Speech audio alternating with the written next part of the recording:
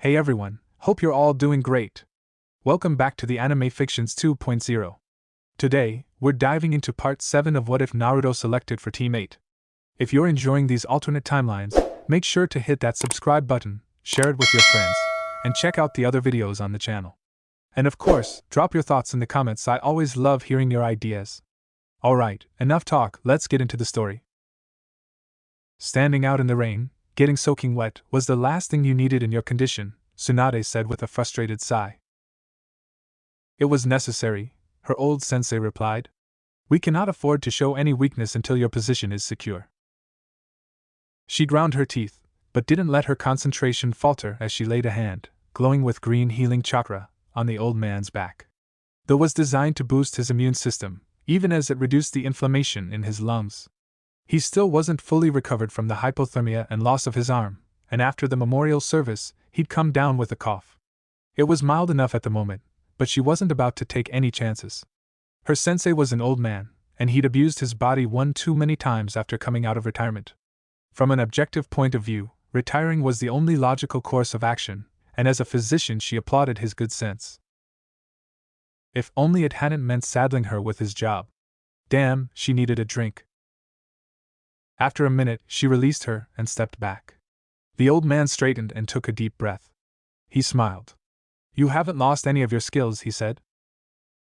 Flattery might get you somewhere with Shizen, but not me, Tsunade replied.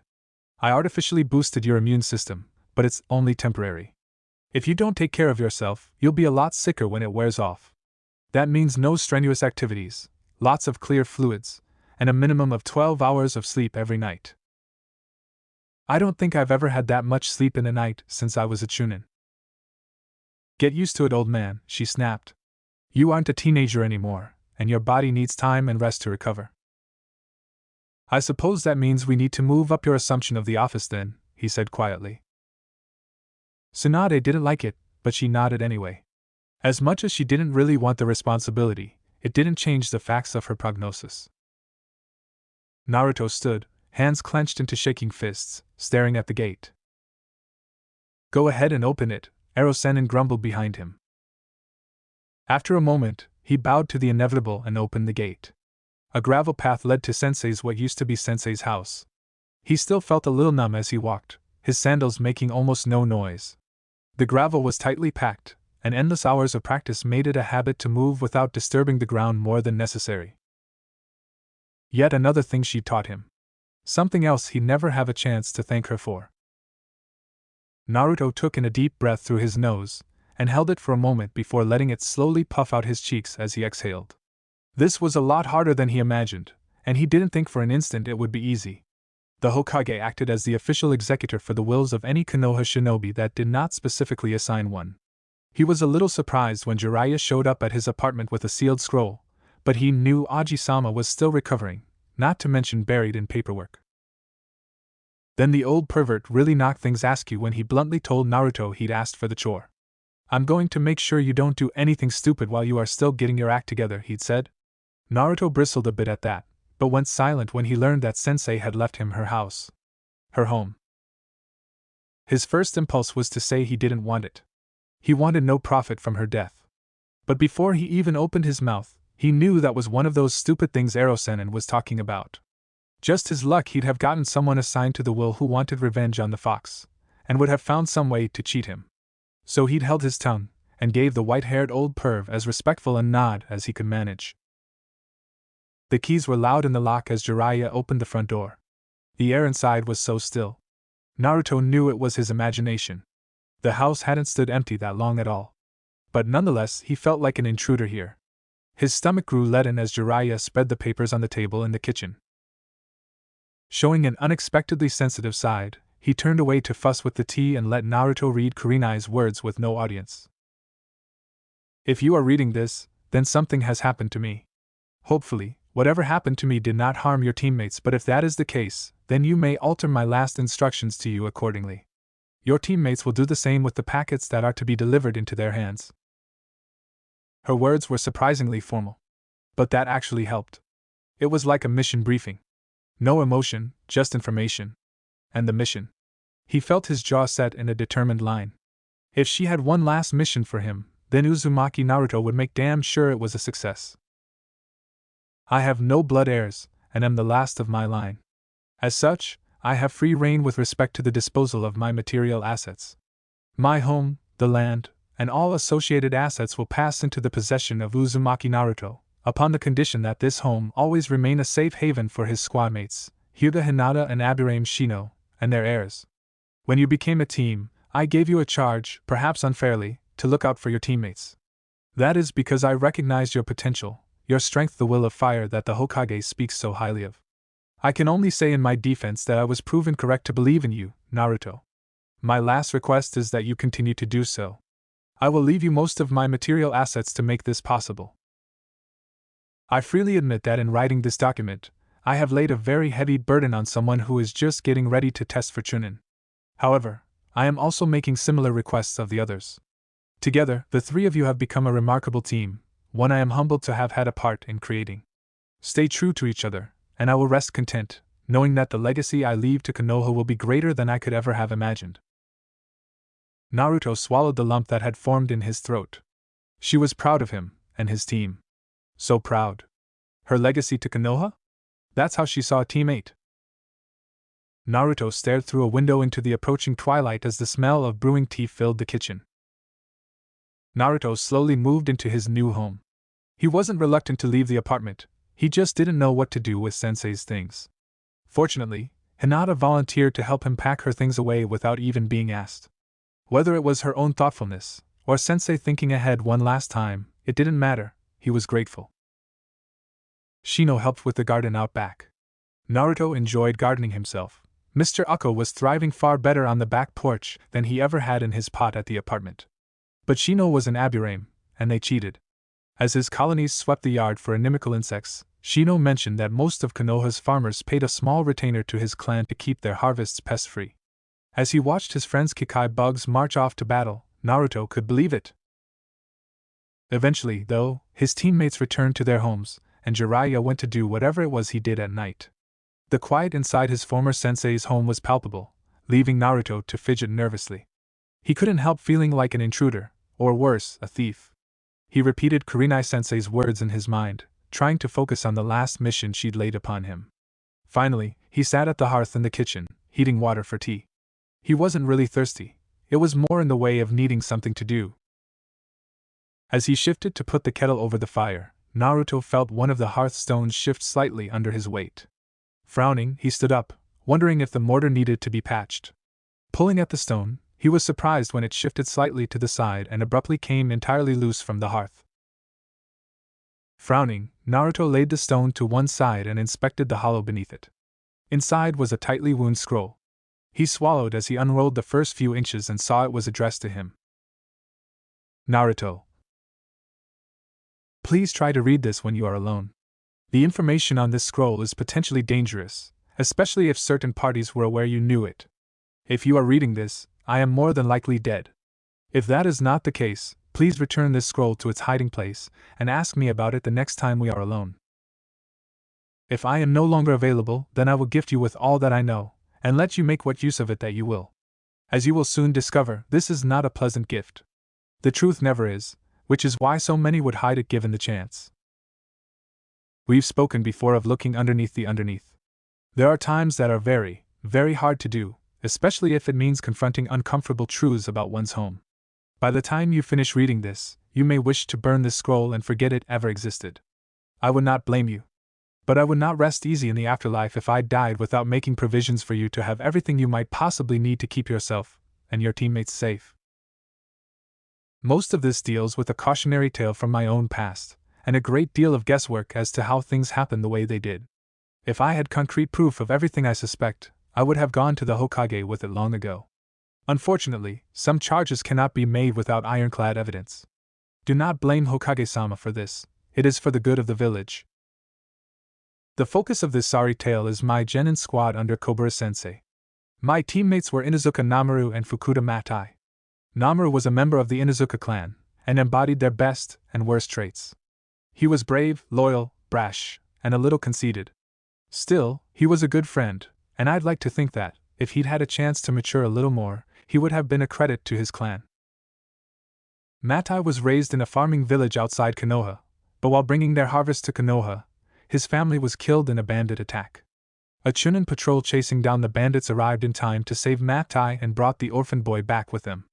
He applied to join the ninja academy and was accepted after they discovered he had the potential to channel chakra. He was a couple of years older than I and the rest of his classmates, but he was very focused and quickly caught up to the rest of us in his studies. He was a little unusual looking. His eyes were almost as pale as a Hyuga's, but his deeply tanned complexion and messy black hair betrayed his peasant origins. A few children raised in various clans sneered a little at the country bumpkin, but Matai ignored them. If anything, the taunts made him work even harder. I'm proud to say that Naruto and I never had any part of that. As he trained, Matai displayed a true talent for taijutsu, and was one of the best in our class by the graduation exams. In time, the three of us were assigned to Kobura-sensei and began taking D-ranked missions. Matai's work ethic and unrelenting good cheer made the insufferable tasks all the more bearable. In time, I came to consider him my best friend, with Naruto a close second. In time, we eventually progressed to C-ranked missions and began performing reconnaissance missions outside the village. Our team, with an Inuzuka's nose, my talent for genjutsu, and Matai's ability to move stealthily and disable enemies quietly with taijutsu, were eventually groomed as a scouting team. As we grew older, Naruto began dating a village girl and I started wondering if my feelings toward Matai might lead to more than just friendship. It was a couple of years after you were born that we first ran into serious trouble. The attack of the Kyuubi left Konoha's ranks depleted for years, and Iwakugure began pressing on our borders, confident now that the Yellow Flash was no longer around. We were patrolling the border, not unlike the first mission of Team 8, only with Iwakugure clearly spoiling for a fight. Our team ran into a heavy ambush. The opponents were either extremely competent bandits bribed by the IWA ninjas, or simply IWA shinobi out of their uniforms. It was clearly an attempt to make us disappear while on our mission, and perhaps torture some information out of us regarding Konoha's forces in the region. We were trying to fight free, but it was heavy going. Naruto was wounded early in the struggle, and Kobura-sensei was half carrying him as we tried to disengage. The enemy was using a lot of smoke grenades, which suggested they were really Iwakugure shinobi. Most IWA ninjas mastered the ability to locate their enemies from the vibrations of footsteps in the earth. We were surrounded by billowing smoke, with enemies leaping out of the murk, trying to kill us, then leaping back. Some nights, I still dream about that fight. As we were about to break into the clear, I saw the smoke part, and a bandit with a spear leaped out to spit Matai like a game bird. I was glancing back at him as this happened, and I suppose something in my expression gave it away.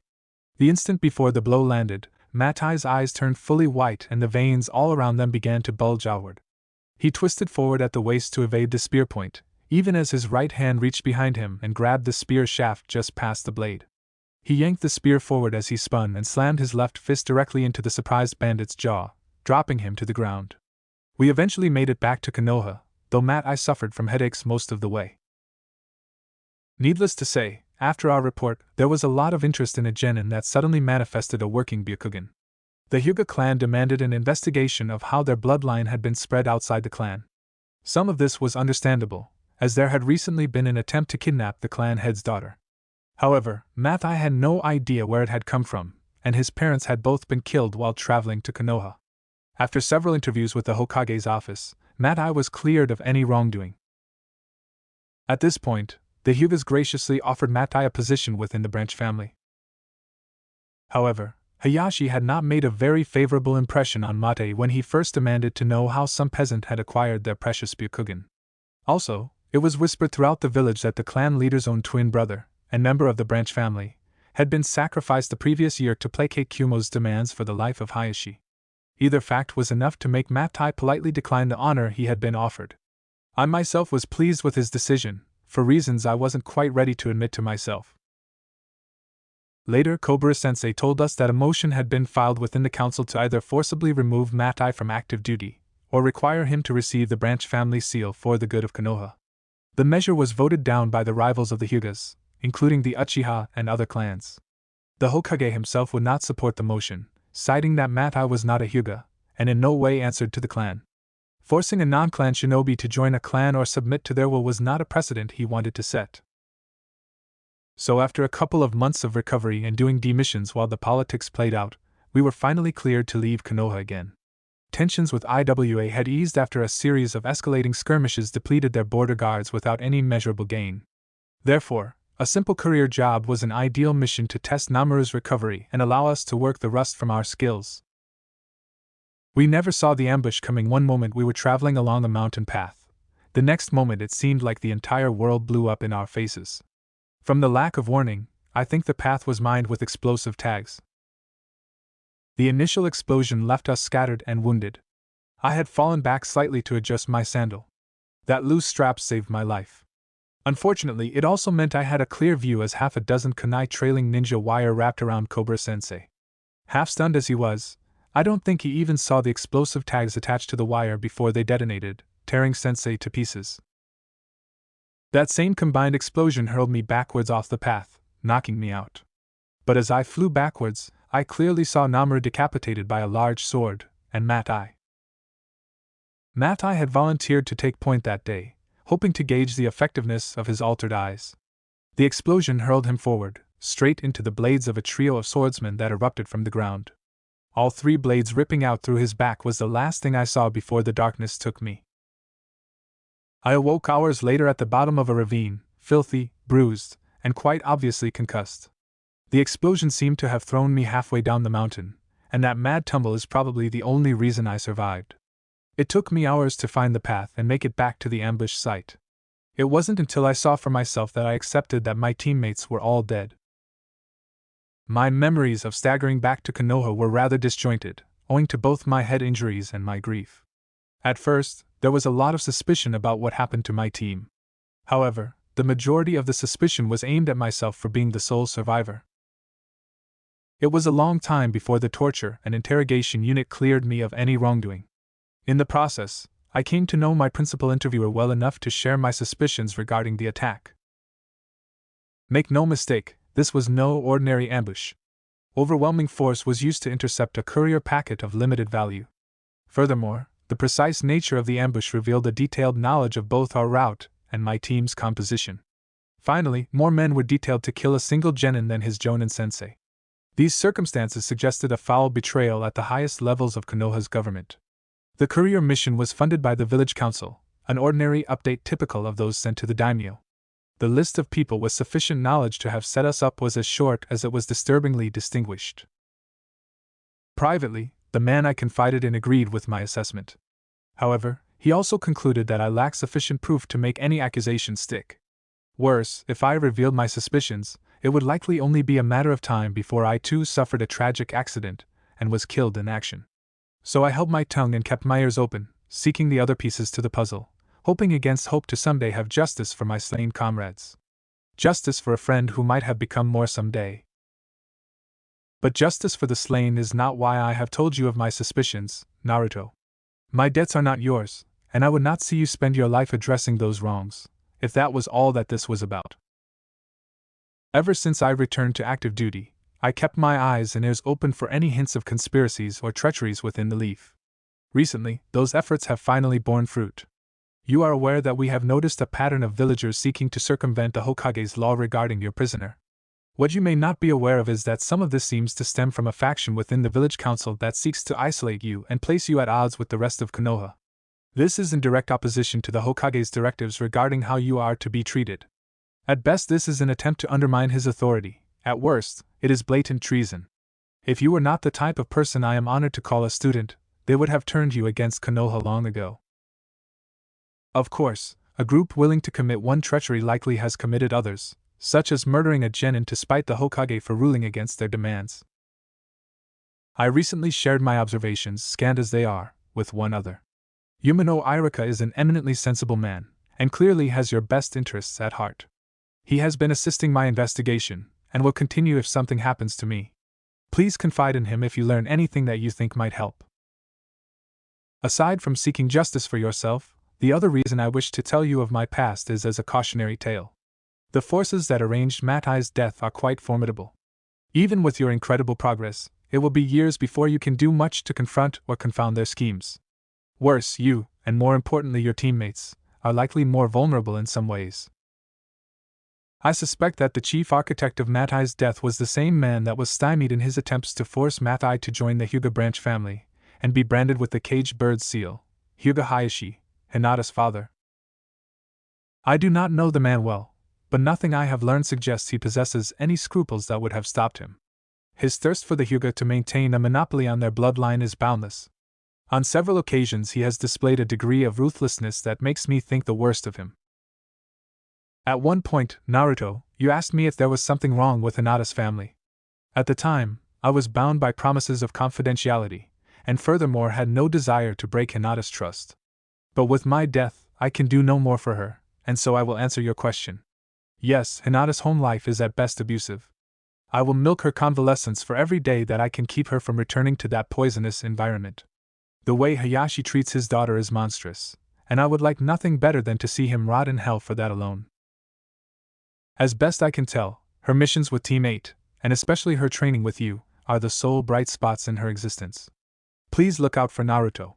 I know you are devoted to both your teammates, but Shino has a supportive family and a girl I would be proud to call daughter has nothing. If you are reading this, then I am dead, and can do nothing further to help her. It is not fair of me to do this, to lay this gas upon you, but desperation makes tyrants of us all. My only solace is that I can see how you care for her, even if you do not realize it yourself. You may not be able to recognize it because of how you have been treated all your life, and I damn the council once again for that, but she is just as clearly devoted to you. She loves you, Naruto, like she loves no one else in this life. Treasure that, and treasure her.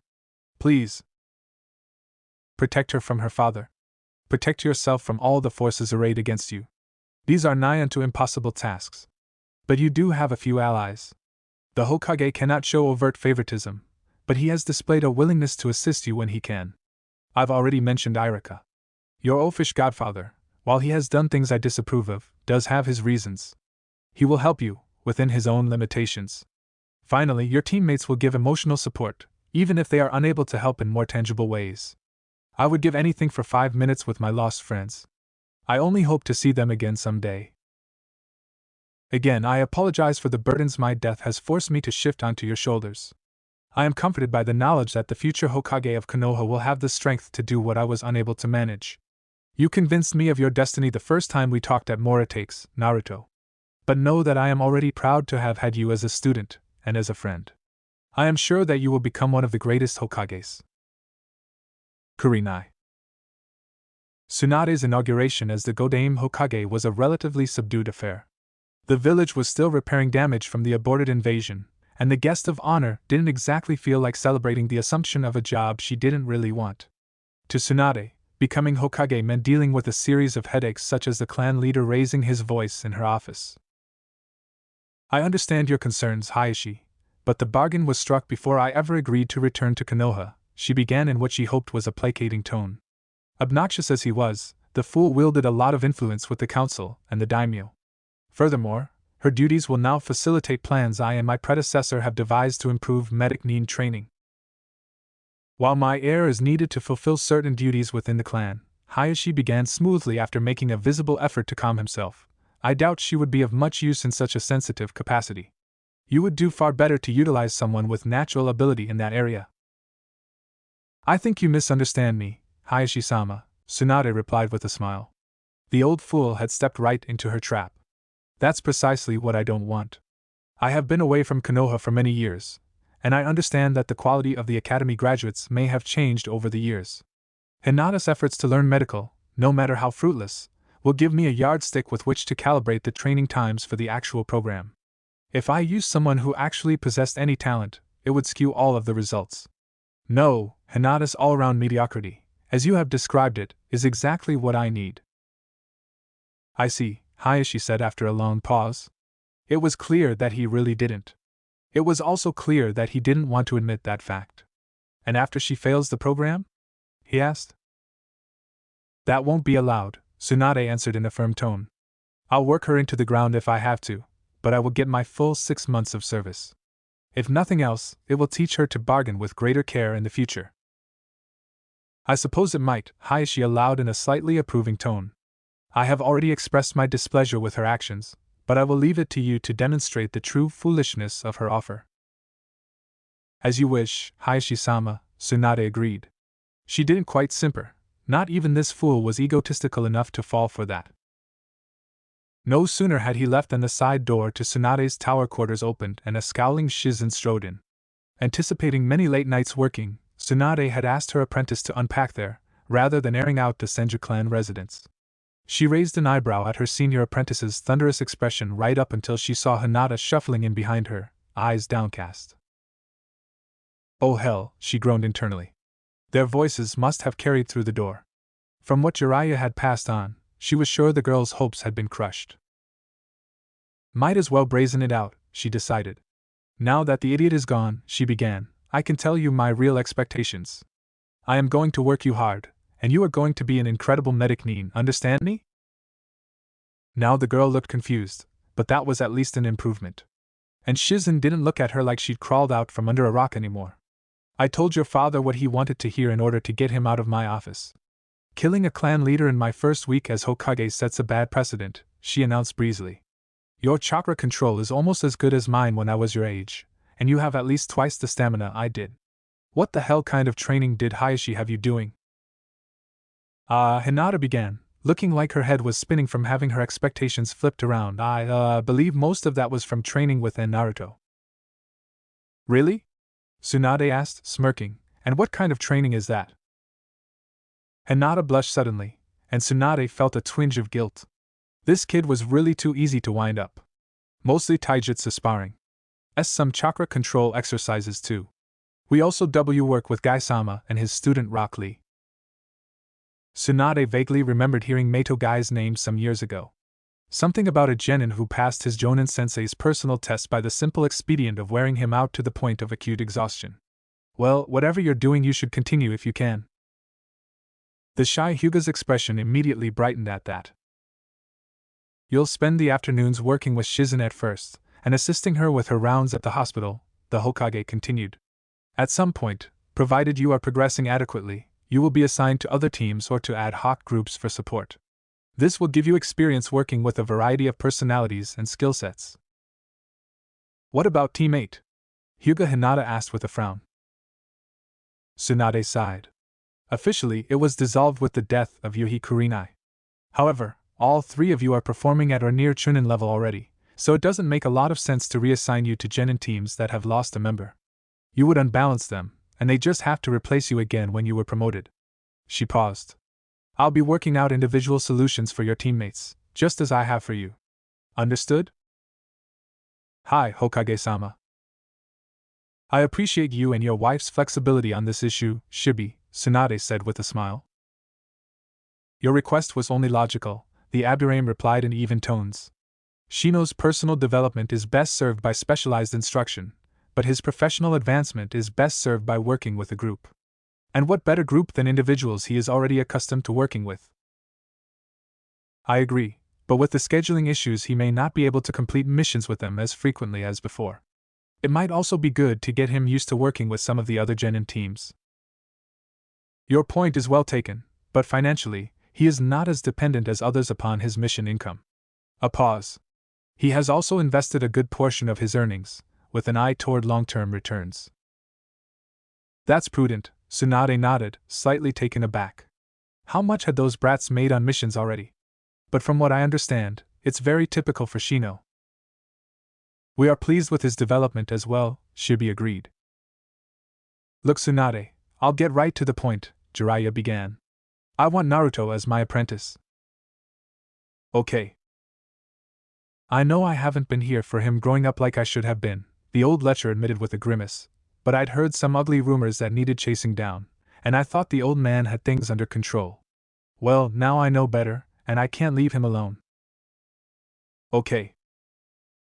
I've got a lot of things I can teach him, things he needs to learn, Jiraiya continued, clearly not listening yet. His father's, for one thing.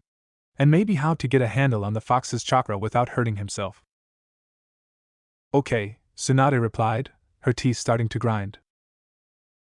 I know you don't think much of my sense of responsibility, Jiraiya plowed on, but he's my godson. And I made a promise to his Jonin sensei as well. Damn it, Jiraiya, I said yes. Now shut up before I kill you! Tsunade yelled. The toad hermit was gone before the Chunin guard even got the door open. Naruto looked up from his instant ramen. Could you repeat that again, please? He asked in a subdued voice. Jiraiya frowned as he leaned back from the kitchen table. I said the Hokage has assigned you as my apprentice. Exactly what does that mean? Jiraiya's frown deepened. Most genin would give their left arm to train under someone as awesome as the Toad Hermit. Why would his godson act like it's a punishment detail? It means you will be getting one-on-one instruction with me. I have a lot to teach you, things I doubt you've even heard of. We'll be doing some missions together, and I'll show you what it takes to develop and maintain the biggest covert intelligence network in the elemental countries. Missions? Naruto asked, but what about Team 8? Jiraiya let out a sigh. Naruto, Team 8 officially ceased to exist when you know. Naruto scowled. Jiraiya noticed a muscle twitching along his jawline just like Minato, on the rare occasion when his former student got really angry. That's the official rule, Jiraiya continued. You can't have a genin team without a jonin sensei. Unofficially, you three are as much genin as I am a celibate monk. Anyone reading your files knows how well you three work together, so you'll probably be called together for missions on a regular basis. Jiraiya took a sip of his tea as Naruto subsided a little. He hadn't promised, not explicitly, but he wasn't comfortable drinking what he really wanted to not in front of the kid. She may have had a stick up her ass, but he didn't want to dishonor what was effectively a last request. Too much bad karma, especially for someone in his line of work. You know, if the exam hadn't been interrupted, you and maybe Shino would have made Chunin for sure, and your genin team would have been split up. That said, most Chunin have mission profiles they are better at, and people they are used to working with. That's why you tend to see the same shinobi working together from time to time, no matter what their rank is. Naruto looked thoughtful. So this kind of thing would have happened anyway. But we'll still end up working together a lot. That's why she asked me to promise. Promise? Jiraiya asked. Naruto looked down at his steaming cup. To look after my teammates. Jiraiya squelched a flash of irritation. Kurenai really had no business laying that kind of burden on a genin. He wondered if she'd done it for other reasons. Maybe to focus on someone who was a hellraiser in the academy, according to his files. He'd never know. She knew how the system works, Naruto. I'm sure she meant when you all were on missions together. Anyway, it looks like you've got everything here squared away, so we're going on a training trip in 2 days. Pack for an extended mission with resupply en route. Extended mission? Naruto asked. How long? About 6 months, Jiraiya said. I need to introduce you to my contacts, so we'll be moving around a lot at first. I also have some advance for you to work on. 6 months? Naruto exclaimed. But I can't. If this has anything to do with the Hyuga girl, Jiraiya continued, you wouldn't be seeing much of her anyway. What do you mean? Remember that 6 months of service she owes the Hokage? Jiraiya asked. She still owes it, and Tsunade's going to get her money's worth. Between making her learn medical and working at the hospital well, she's going to work so hard that she'll be sleeping on a cot in Shizen's room at the tower. Naruto scowled at first, then his face cleared as he made the connection. Jiraiya couldn't fault the kid's reasoning ability, but his poker face needed a lot of work. I see, the blonde said after a moment. And Shino? He'll be working with his mother and father on their techniques, when he's not doing missions. Tsunade said something about socializing with him, so I think he may tag along with some of the other teams on missions to get him used to working with more than just you and the Hyuga. 2 days from now? Naruto asked. His expression indicated acceptance, if not agreement. That would have to do. Jiraiya nodded. Naruto sighed. All right. That will give me time to say goodbye. Naruto wasn't specifically looking for Irika-sensei when he ran across him in the business district, but he had been going around and saying goodbyes to the few people that would actually miss him. Ikitaro the tailor even sold him some spare fabric he could use to patch his uniforms if he managed to damage the tough fabric in the field.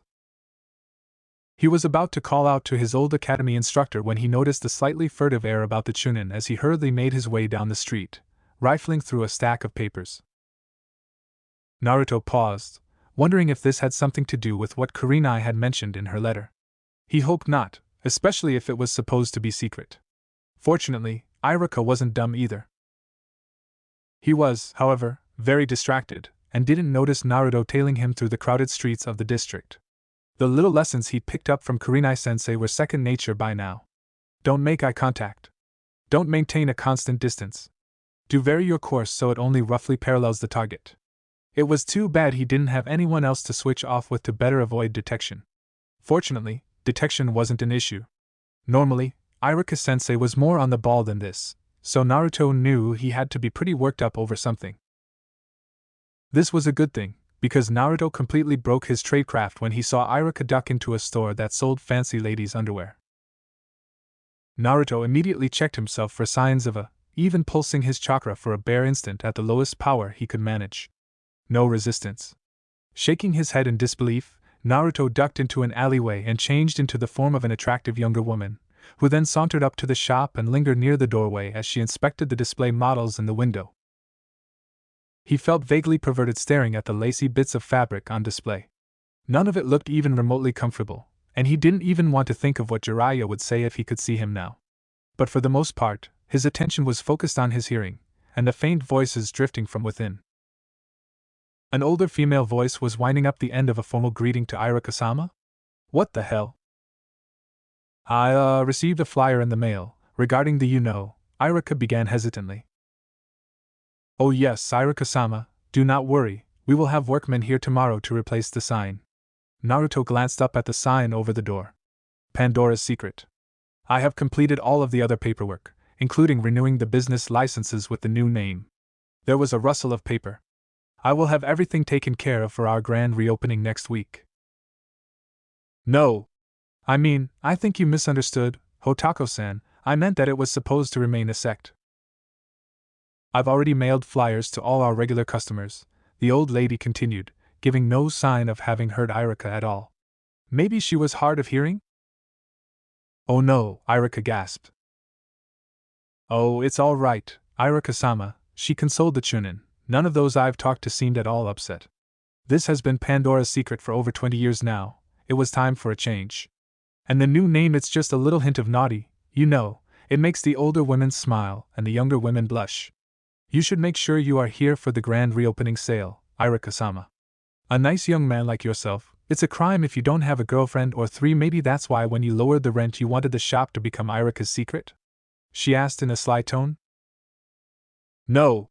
Iruka burst out, I meant it was supposed to stay a secret. Never mind, Hotako-san, I need to get to my appointment.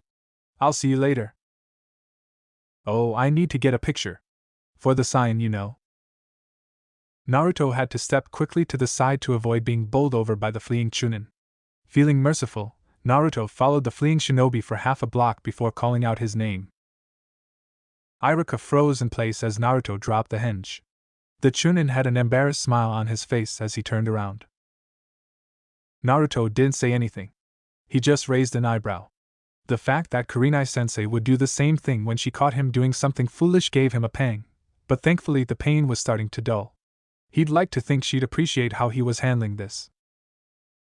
This is all your fault, Iruka blurted out. Naruto just looked at him silently. Iruka sighed. I probably should explain, he finally said. You want to go to Ichiraku's? He asked. Naruto nodded happily. My treat, Iruka added. Naruto froze as a chill went down his spine. Something was wrong. Of course, all things are relative, especially when you are wrapped around several warm servings of miso ramen. Wait, Naruto interjected, I knew you made a lot of money betting on the finals. Did you invest in an underwear store? And you called me a pervert for sexy no jutsu when I was your student? Iruka sputtered. It wasn't like that at all. We just nearly bankrupted several of the Hyuga elders. Naruto's eyebrows went up. They bet that much? He asked. We got very, very good odds, Iruka explained with some satisfaction. And they definitely didn't want it to get around that they couldn't pay their debts. So some of the compensation came in the form of assets. Assets? Naruto asked. Liens, debts owed by third parties, and the deeds to various properties around Konoha, Iruka explained. So that's why you now own a panty store? Naruto asked in a loud voice, making Iruka cringe visibly.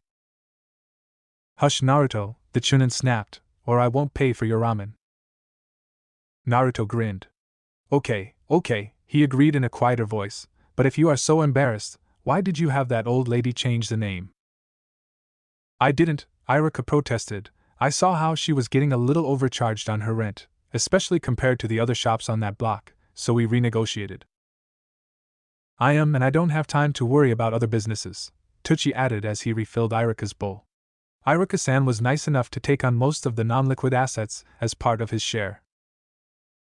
Iruka looked down. It's only fair, he protested. I'm the one that didn't think to stipulate cash only when they settled up. Tucci waved that off with a ladle. From what I understand, that would have just made you look suspicious in their eyes. Besides, added as she carried a stack of dirty bowls to the sink, where a short girl with long, curly brown hair was up to her arms in soapy water. Shinobi acquiring a business get a small tax break on the purchase. When they'd arrived at Ichiraku's, Naruto had learned that business had increased so much since the invasion that Tucci had to hire Iam's friend, Aldrea, to help part-time with the cleaning. Iruka shrugged. The law is supposed to make it easier for ninjas to retire when they get too old for active duty, or if they are permanently injured. So you gave her a break on the rent if she named the store after you? Naruto asked, getting back to his original question. No, Iruka protested. I just asked her to let it be our little secret. I didn't think her rent was fair, but I didn't want every business owner trying to renegotiate their lease. But I don't think she understood me. Her store was originally named Pandora's Secret, and instead of leaving me out of it, she renamed it to Iruka's Secret. His shoulders slumped as Iam doubled over in peals of laughter. Naruto smiled as he looked away. He had just the picture to make a copy of for Hotako-san. The former teammate met at Morite's the night before Naruto and Jiraiya were to depart. Surprisingly, Naruto had suggested the more upscale restaurant, having bid goodbye to Ichiraku's the day before. The owner was quiet when the genin entered, but he accompanied the server that brought their food, carrying a small bottle of sake. The bottle of high-quality rice wine contained just enough for 4 saucers and a toast to absent friends. One saucer was left, untouched, in front of an empty chair. Naruto was a little startled when the retired shinobi poured out the 4th serving, but his silent nod was all it took for him to make the connection.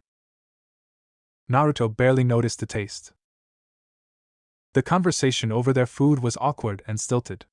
There was a lot that needed to be said, but no one seemed to be able to find the words. Finally, Shino broke the silence that had descended. I find myself surprised at how uncomfortable this meeting has become, he observed. Prior to graduating from the academy, I would not have considered this interaction strained, since it served little true purpose. However, since joining Team 8, my standards for social interaction have risen accordingly. Naruto shrugged. In other words, you've gotten used to dealing with us. That is factually correct, Shino allowed, but insufficient. I have raised my expectations for what would constitute a satisfactory interaction, and I find the current situation less than acceptable. This is especially true given the company in which I find myself. We are usually more comfortable around each other, Hinata agreed. It's hard to find something to talk about, Naruto admitted, at least without bringing up Kurenai-sensei's death. Shino finished for him. Yeah, Naruto replied as Hinata frowned a little. Shino nodded. I am of two minds regarding this issue. On the one hand, I feel privileged to have known her. On the other, I find her absence most disturbing. I expected to go through the normal grieving process and arrive at a nominal psychological equilibrium. Instead, I find myself snapping back to earlier stages at seemingly random times. It is most vexing. I'm doing the same thing, Shino, Hinata added quietly. This happened after my mother died. I think it's normal to be this way. It doesn't help that they are splitting us up, Naruto groused. The Hokage's reasoning is sound, Shino replied. Our development would best be served by individual instruction at this point. Maybe I don't care about that, Naruto snarled. I don't want to follow some path like a puppet. I want to be packing up for another extended recon patrol. I want to look forward to Hinata's deer skewers. I want to get bored and spar with you after we set up camp for the night. I want to meet new people that don't look at me. I want You want to sit around the fire and listen to one of Kurenai-sensei's stories and try to pick out the hidden lesson, Shino finished for him. Naruto closed his eyes as they prickled with hot, unshed tears. He just nodded, not trusting his voice. The silence dragged on until Hinata softly cleared her throat. And maybe when you return from your trip, Naruto, we can request a patrol mission together. We would need practice working together again, right? It would be wise if we were allowed an opportunity to incorporate any newly acquired skills into our teamwork, Shino agreed. And we will likely have stories of our individual tasks to share. Naruto opened his eyes and smiled at Hinata. I think that's a great idea. When told about Naruto's new assignment, Guy-sensei had requested they meet briefly before Naruto left with the Toad Hermit. Naruto was used to getting up at the crack of dawn, and Jiraiya most decidedly was not, so it wasn't really any imposition at all. On the other hand, given the green-clad Jonin's eccentricities, Naruto was bracing himself for a battle royale to test the fires of his youth before he left on his youthful training trip. The fact that those very words sprung to mind with no effort worried Naruto more than he cared to admit. Instead of seeing Lee, or maybe even Ten warming up, Naruto found Mato Guy alone in the clearing. His mood was unusually somber, which also put Naruto on edge. Thank you for coming, Guy said in a formal-sounding tone that was at odds with his usual diction. There is something I wish to discuss with you. Naruto nodded slowly. Immediately after the Chunin examinations, Guy began, I asked your teacher about your training. I noticed you using a technique, Swamp of the Underworld, to great effect in your victory over Niji. Naruto felt rather uncomfortable now. He and Niji had not spoken since that confrontation at Ichiraka's, but Hinata had hinted that her relations with her cousin had changed in a major way. That didn't mean he was comfortable discussing the fight with the boy's sensei, especially with how viciously it seemed to end. But Guy continued on heedlessly. It was not hard to realize you had learned that from Jiraiya-sama, but I was curious regarding any other techniques you might have acquired. Jiraiya is best known as Konoha's Toad Summoner, and I was curious if he had taught you that as well. Naruto frowned in confusion.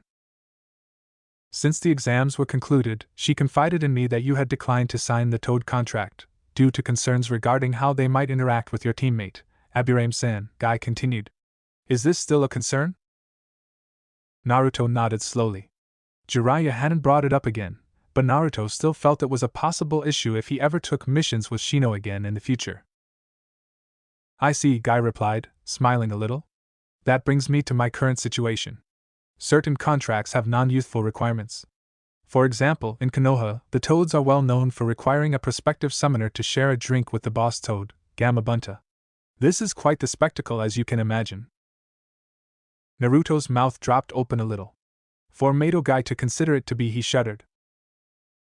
I hold the turtle contract, as the chief summoner, Guy continued, not noticing. One of my youthful duties, as outlined in the contract, is to make sure that each generation includes at least one chief summoner with the ability to summon their leader. The turtles have legends of the end of the world, and the role they will play in it, so they must always be capable of coming here to prevent it. The last was said with a more normal Guy gusto to it, snapping Naruto out of his shock. I have worked extensively with my youthful students, Guy admitted sadly, but none of them show a strong desire to master the summoning arts. Lee is, of course, dedicated to taijutsu and becoming a genius of hard work. Niji is focused on perfecting the Hyuga way of the gentle fist, and Ten is walking the path of the marksman, and dedicating herself to weapons mastery. Therefore, he concluded, I will have to seek elsewhere to find a fitting chief summoner in the next generation of shinobi. Naruto blinked. You have nearly equaled these fires of youth when it comes to your dedication to training, Guy continued, and you have the chakra reserves necessary to someday summon the friend of all children. Guy abruptly held up his hand as Naruto opened his mouth to speak. I have also made inquiries regarding the other issue. Most of the turtles are herbivores, and the ones that do eat insects do not do so in quite the reflexive way the toads do. There should not be an issue, and I myself have worked with Abirame Shinobi in the past with no unyouthful issues. Naruto blinked. The normally overenthusiastic had really thought everything through. He also realized the great honor he'd been offered, especially after Kurenai had made him apologize profusely to Jiraiya, even if Naruto wouldn't change his mind. I would be honored to sign the turtle contract, Guy-sensei. What other requirements should I be aware of? He asked delicately. He just hoped green leotards weren't part of the deal. Naruto practiced the seals in his mind as he waited for Jiraiya next to the gate. The sequence wasn't particularly long for summoning. It was more the chakra flow and how it was modulated that determined who you pulled. There was also a lot of memorization to connect chakra signatures with names and abilities. Such details were far too sensitive to be committed to paper, so Gai-sensei verbally gave him a list of the basic tier to memorize, and suggested he summon the higher ones individually and meet with each one. They could tell him about their immediate superiors, and this would also help fix them in his mind, as well as let him get used to their individual quirks. It seemed that almost every summoned creature was an individual, no matter the contract. Just some contracts had more individual variation than others. Of course, the turtles were as individualistic as they could get, especially since they were, by nature, usually solitary. On the other hand, almost all of the snakes were cold-blooded jerks, at least according to Jiraiya. It wasn't too long before the white-haired shinobi ambled up to the gate, but he wasn't alone. Shino stepped forward first, clasping Naruto's hand firmly. "I will await your return," was all he said. Naruto nodded. Hinata was a little hesitant, but inside Naruto was proud of how she straightened up and squarely met his eyes. He thought about what Kurenai had written about his teammate and swallowed. Without a pause he stepped forward and hugged the girl, closing his eyes as he squeezed and pressed his face into the side of her neck. He inhaled a little, to remember the faint smell of sweat, kunai oil, and medicinal herbs coming from her jacket. "Stay strong," he whispered into her ear, his lips unmoving. She was frozen, seemingly in shock, but his words must have registered because she locked her arms around his shoulders with surprising force, almost squeezing the breath out of him. She held on for a moment before she released him, stepping back self-consciously. Naruto smiled at them both as he stepped back as well. No more needed to be said. "All right, Naruto," Jiraiya demanded in a rough voice. Naruto was pretty sure he had a hangover. "We have a long way to go before it gets dark." Naruto nodded. With a last wave to the rest of Team 8, he joined Jiraiya and slipped through the village gate. 6 months. A little over 180 days. Jiraiya sighed as he and his new apprentice made their way down the forest trail. It wasn't nearly enough. When he first entertained thoughts of taking Naruto on a training trip, he was picturing a sabbatical of 3 or so years. Enough time to work at a reasonable pace. Enough time to introduce new subjects one at a time, to let the brat work at his own pace. He didn't want to be rushed. While it wouldn't hurt to have time for some leisure activities and maybe a bit of writing, he also wanted a chance to get to know his godson. 3 years also might give them time to disappear from Akatsuki's radar or at least figure out what the hell they were up to. Instead, he asked for a fraction of the time he really wanted. Naruto was hesitant enough to leave the village for 6 months, and Jiraiya knew he would balk at longer. As it was, he was surprised Tsunade agreed as easily as she did. Maybe it worked out with her plans for the Hyuga girl. It also meant being back just in time for the next Chunin examination, and maybe get the boy the promotion he'd been cheated out of. Finally, Hinata would be busy training under Tsunade, and more importantly, isolated from her father. Knowing that kept the brat agreeable. The Toad Hermit knew heartbreak well enough not to wish it on anyone else. Jiraiya shook his head. There was so much he needed to teach the brat. Of course, the list was a little shorter than it might have been, he mused sourly, ignoring the stab of disappointment in his gut. He'd hoped to convince Naruto to go ahead and sign the Toad contract anyway, now that he wasn't on a team with the Aburame anymore. That hope was dashed less than an hour away from Konoha, when he first broached the subject. It was irrational, but he couldn't help but feel betrayed when the little snot announced that he'd signed the turtle contract. He ground his teeth. Turtles. That sense of betrayal dulled a little when he realized that Naruto still considered himself a part of Team 8, and probably always would. He couldn't really resent that. It's not like he didn't still have feelings, unresolved or not, for his own teammates. Tsunade could have anything from him if she asked sincerely, and Orochimaru, that betrayal still burned in his soul.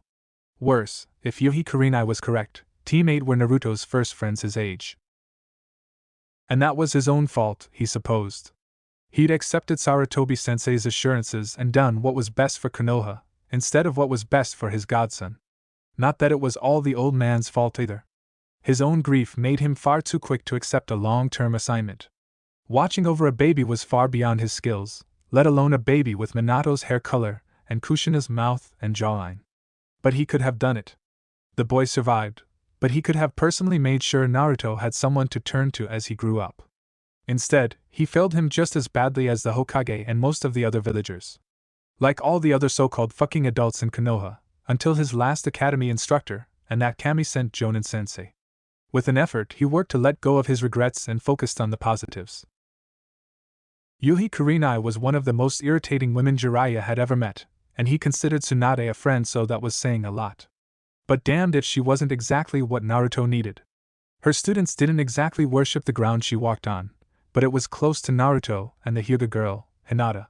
When she called him onto the carpet after discovering he was Naruto's godfather, he let her do it because she was right. She'd done a better job of being a godparent than Naruto's own godfather, so she earned that right. No matter Hokage's orders or the threat of Akatsuki, she was the one who stepped up and put his godson on the right path. There was no telling how messed up Naruto would be now if not for her. That was why he was going to honor her requests. Every single silly one. No sake for 6 months might very well kill him, in which case her afterlife was going to be a constant litany of "I told you so," sung by a celestial toad chorus. Shizen wasn't quite sure what to make of her new, or junior student. She'd been impressed that anyone, let alone a Hyuga, was willing to give up so much for a teammate. She knew Tsunade would never hold her to that vow. Managing herself, Shizen, and Tuntun was as much responsibility as the Sannin could bear, but Hinata had no way of knowing that when she bargained for Naruto's treatment. Of course, that surprise was dwarfed by a recovered patient tricking her master into returning to Konoha. Well, the legendary sucker losing a bet wasn't surprising, but a genin maneuvering her into a situation where her horrible luck, or horrible temper, played against her. That was new. And now she would be working with his best friend. Eldest daughter of the leader of the prestigious Hyuga clan. Who willingly placed herself in indentured servitude for 6 months to heal a clanless orphan? She was still trying to wrap her head around that one. On the first day of the anatomy review, Shizen was surprised by how focused the younger girl was. The lack of squeamishness she supposed might have been fostered by the stoic Hyuga upbringing. Genin that hadn't been blooded in warfare usually showed more reaction when viewing internal organs for the first time. Maybe she was used to seeing them with her Byakugan. But that didn't explain how Shizen was the first to call for a break after 5 hours of intensive review. She fully expected Hinata to show some signs of fatigue or wandering attention before then. But the girl was eerily calm and focused on her words the entire time. It was unnerving. And when it came time to review, Hinata repeated everything back, nearly word for word. And then she asked questions. They were good questions, building on what she'd been shown, but not the kind of questions Shizen was expecting so soon. After a week of this, she spoke to Tsunade. Whatever reaction she was expecting from her sensei, and now Hokage, it wasn't an aggravated frown and a long-suffering sigh. "Hokage-sama?" she asked in as respectful a tone as possible. "I'm going to kill Jiraiya," she growled. That was far from the first time Shizen had heard those words, but for once she couldn't see how this could possibly be the Toad Hermit's fault. "What did he do?" she finally asked. Tsunade sighed. "It's karma. I made fun of him one too many times when we met up after he started teaching Minato. I laughed at how perturbed he was to realize that he was teaching someone who would surpass him. Now it's going to happen to me. Eventually, anyway." Shizen blinked. What makes you say that?" While Shizen herself had a lot of expertise with poisons, Tsunade was widely acknowledged as the foremost medical expert ever born. Even people that hated her acknowledged her skill. Tsunade opened her desk drawer and fished out a bottle. "It's practically a perfect combination. Hinata has developed ridiculous stamina for her age and gender, her chakra control is in the top percentile, and it's water-natured. Those damn eyes of hers are a diagnostician's dream, and now you tell me she has the brains for it as well." And as for motivation, she grimaced as she broke the seal on the bottle, then continued, "I asked her, on the way back to Konoha, why she agreed to be my servant. Do you know what she said?" Shizen shook her head. "She said that some of the worst moments of her life were watching Naruto suffering when she couldn't help him," Tsunade said. "That is not the answer I would expect, given some of the things I've heard about her father, but there it was best damn motivation to go into medicine that I ever heard of." Shizen silently watched her master take a drink, but shook her head when offered a sip. She didn't really even have the heart to remonstrate with her about it. It was late, and she did not often hear Tsunade so engrossed in the problems of others. It was, she felt, a change for the better. A clash of metal sent sparks dancing before Shino dropped back into a guard stance, commas at the ready. Tenten grinned as she spun the butterfly swords in her hands. He had seen the weapons specialist from Team Guide perform in the preliminary matches of the last Chunin examination. Unfortunately, she had an extremely poor matchup with a Suna wind user that resulted in a quick elimination. He hadn't thought about her again until Hinata brought it up during one of their team lunches. It was not the same without the presence of Uzumaki Naruto, but he had no desire to lose contact with his remaining teammate.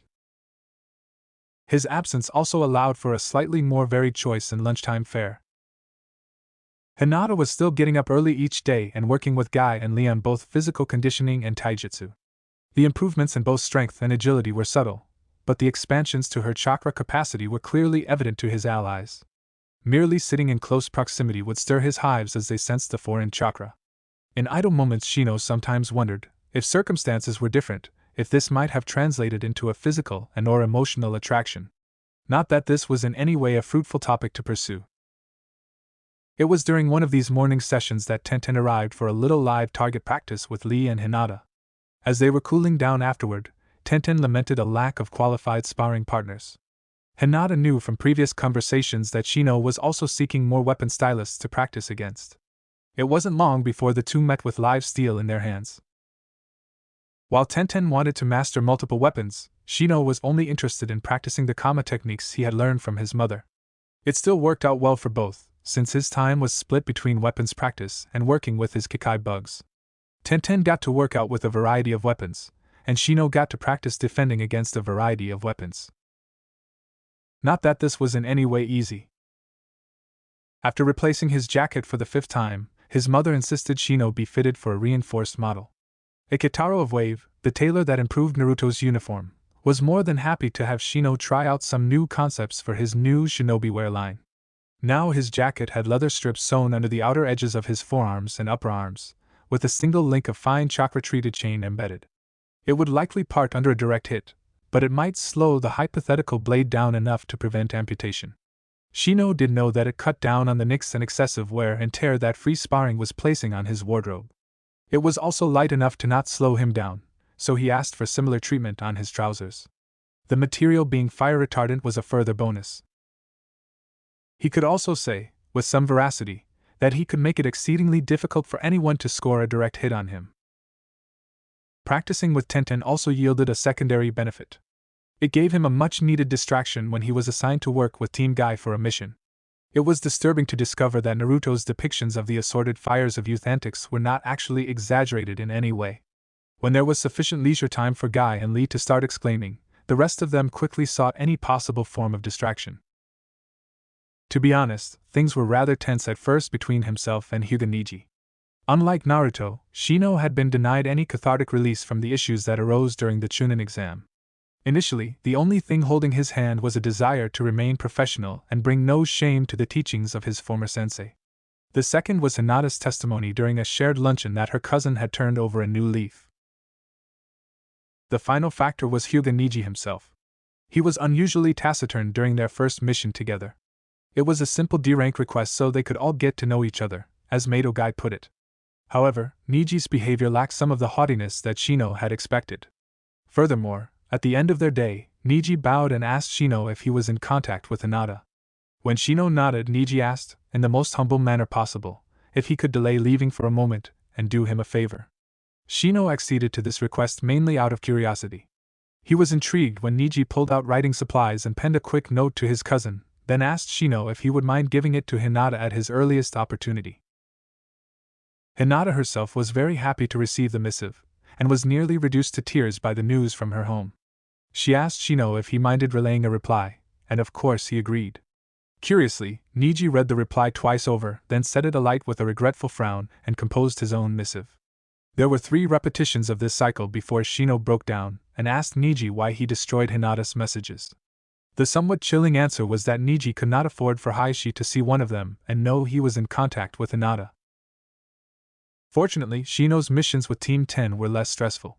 While Sarutobi Asuma was far more laissez-faire than Shino was used to, Chuji continued the friendliness displayed after their match during the Chunin exam, and Shikamaru was a stimulating conversationalist. The less said about Ino the better. While superficially attractive, Shino found himself comparing her to Hinata in a singularly unfavorable fashion. Sometimes he wondered if he was measuring the blonde genin by an unreasonable standard. Team 7 was another matter. They had worked together well in the Forest of Death, under very adverse circumstances. However, Uchiha Sasuke displayed signs of intense unease when Shino was around. Finally, Sakura took it upon herself to explain that Sasuke tended to take responsibility for events far beyond the scope of his capabilities. Specifically, he felt uneasy because of his brother Itachi, and the role the rogue ninja played in Kurenai-sensei's death. Shino was somewhat offended that he was believed capable of such irrational blaming behavior, and made that clear to the last Uchiha. After that, they settled into an uneasy détente, united in their mutual desire to end Itachi, but ultimately competing to see who would have the honor of achieving that goal. It also did not help that their sensei appeared to derive no small pleasure in pitting him against Sasuke or Kiba whenever the opportunity arose. At least his observations. Not rants. Rants were irrational. His observations, shared with Hinata during their shared meals, seemed to provide no small amount of entertainment for his teammate. And they were far more appropriate mealtime conversation than her studies of various diseased internal organs. Naruto glared at the barely stable spinning ball of chakra floating above his open palm. He couldn't believe it had taken over a week to get this stupid to work right. Okay, the Rasengan looked kind of cool, and it was sort of neat to learn one of the fourth Hokage's techniques, but it was tricky as hell to get right.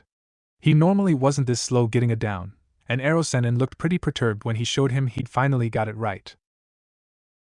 To his credit, Jiraiya didn't blame him out loud, or call him out for slacking. But Naruto didn't want the old guy to take it too easy on him. There were only a few months before Hinata's apprenticeship was over and he needed to be back in Konoha. He ground his teeth as he walked. He needed to be ready for anything. The next Chunin exam, like Jiraiya had hinted about, Itachi, who could show up tomorrow. The Rasengan began to spin faster, expanding and contracting in time with Naruto's pulse. He scowled and focused his will, feeling for any fragments of red chakra circulating into his arm. The spiraling sphere spun even faster, but stabilized, forming a glowing blue aura as a barely perceptible whine filled the air. "Is there anything else I can do with it?" Naruto asked. Out of sight behind his student, Jiraiya rubbed his hands together in gleeful anticipation. There was no way in hell he was letting this boy miss the next Chunin exam. He said the Hyuga girl had helped him with his chakra control, but he hadn't expected this.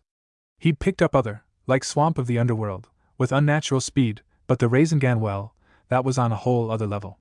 It took a conscious effort to downplay the surge of triumph he'd just experienced.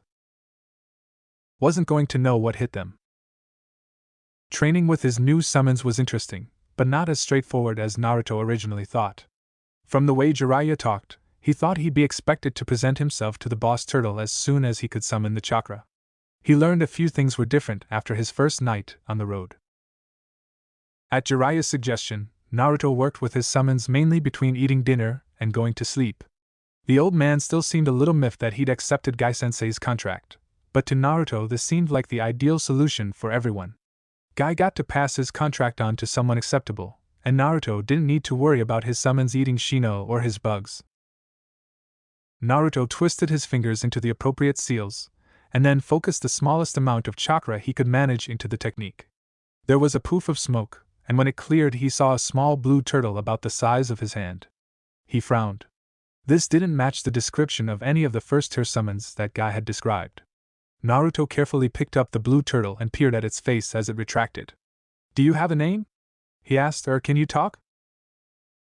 His response was a face full of water blasting out of the turtle's shell. Naruto flinched back, sputtering, aiming the deluge away from his face, but still being careful not to drop the summoned turtle. He ignored the guffaws coming from Erosenin's direction. Sorry, I guess you don't like being picked up," he stammered. The flow cut off as soon as it was pointed away from Naruto. He put the turtle back down and wiped his face with the sleeve of his jacket. The legs and head slowly re-emerged and the turtle began slowly walking around. Naruto frowned as he ran his fingers through his wet hair. Jiraiya was still laughing. "Very useful. I don't think the toads ever managed to spit in my face." Naruto smiled. There's too much water, he exclaimed. What do you mean?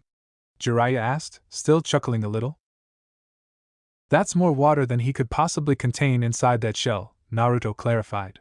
It must have used like that condensation one I know, to generate all that water. He watched as the summons chewed on the leaves of a small shrub near Naruto's bedroll. Even the smallest ones can use chakra and some, he added. That's a bit of an assumption, Jiraiya objected, looking skeptical. Maybe, but it's possible, Naruto allowed. He smiled as the turtle spat out a half-chewed leaf and promptly disappeared in a puff of vapor. Naruto fed a lot more chakra into the technique the second time.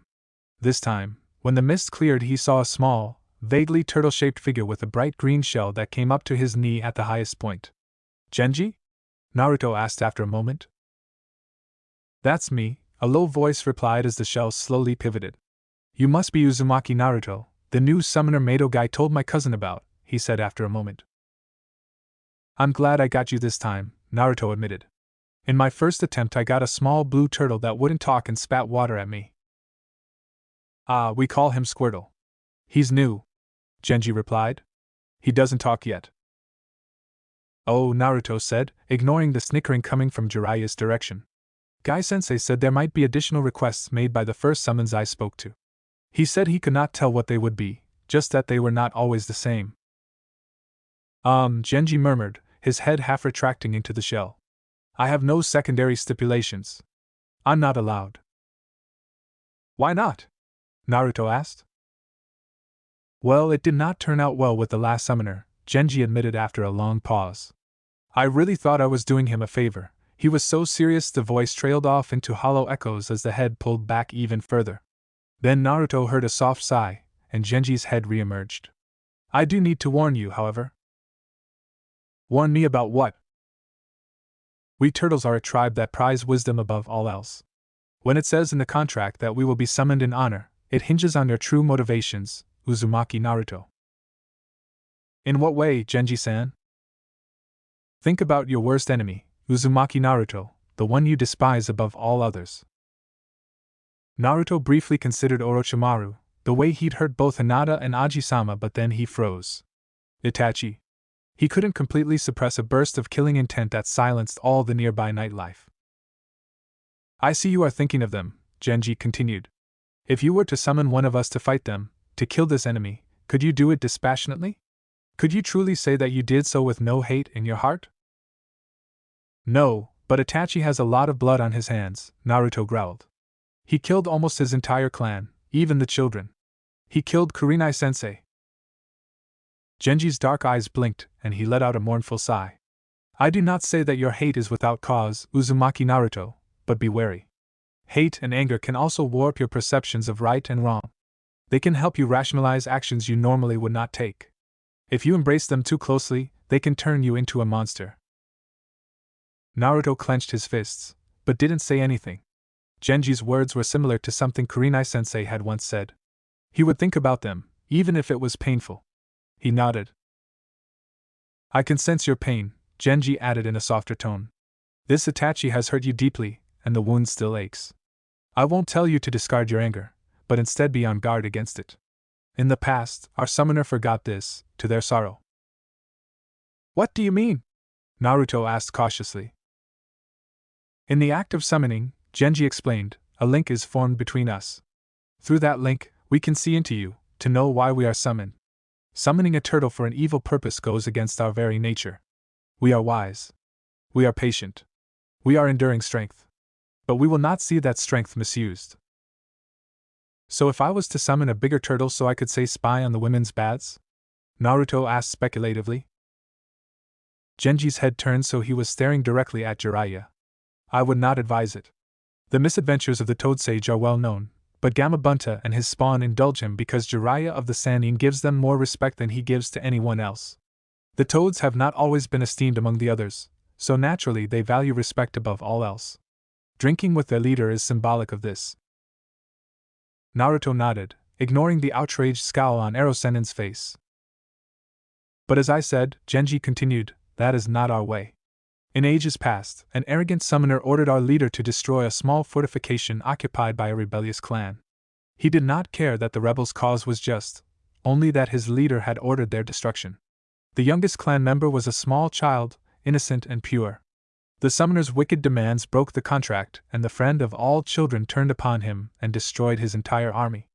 That child then inherited the contract and began the lineage that ends now with you, Uzumaki Naruto. Heh, maybe I was right, Jiraiya muttered. Maybe they really were originally an IWA contract. I'll have to ask Fukasaku if he knows. How will I know if my motivations are pure enough? Naruto asked. This was a lot more complex than he thought it would be. He hoped he hadn't made a mistake accepting Guy's offer. You must weigh your options and battle dispassionately, Uzumaki Naruto, Genji replied. Passion isn't always dangerous to thought, but it often impedes clear thinking. When you are centered and focused, you will know if you are on the path of wisdom. Remember that we are enduring patience. Calling upon us for defense is usually more easily justified. Naruto nodded, a little relieved.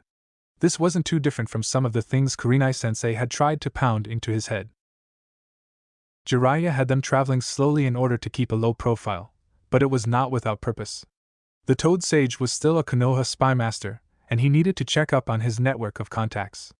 Naruto didn't want to be left behind wherever they were camping, so he made a point of keeping his ears open and his mouth shut during these meetings. He also didn't object to hair dyes or any other sort of disguises Jiraiya said their cover story required. It was actually kind of fascinating how the old man dropped his normally flamboyant persona and donned a new one like he was changing clothes. He also felt grudging respect for the old pervert. No one familiar with his normal behavior would think to associate his alternate identities with the infamous Toad Hermit. Of course, that begged the question of who the old man really was. Was the man he called Erosenin just another mask? When he worked up the courage to ask one night on the road, Jiraiya just set his supper aside, threw his head back, and laughed. What the hell kind of question is that? Who cares which one is the real me? Who knows if there even is such a thing? I'm having fun with it, and I'm not hurting anyone that isn't an enemy of Konoha. What more can you ask from life? Naruto stared at his teacher and realized that his simple joy was not a ruse. Look, kid, Jiraiya continued in a slightly more sober tone, I figured out long ago that I needed to make peace with myself and accept who I am. My teammates didn't, and look where it got them. He grimaced. One tried her damnedest to drown her sorrows in a lake of sake, and the other one turned into a monster. You don't have any regrets? Naruto asked, his throat threatening to close for some reason. Jiraiya grimaced like he was in physical pain. Of course I do, you ignoramus. He sighed. Especially you. Well, look. You can't live without any regrets, because no one can live a perfect life and make nothing but correct decisions. But you have to accept that mistakes happen. Learn from them and then let them go. Don't let them eat you up inside. Don't let them make you live a life of hesitations, because that's no life at all. How do I let them go, sensei? Naruto asked. It was probably the first time he'd used the term with Jiraiya and meant it so much. That's not so easy, the man replied after a moment. What is your biggest regret?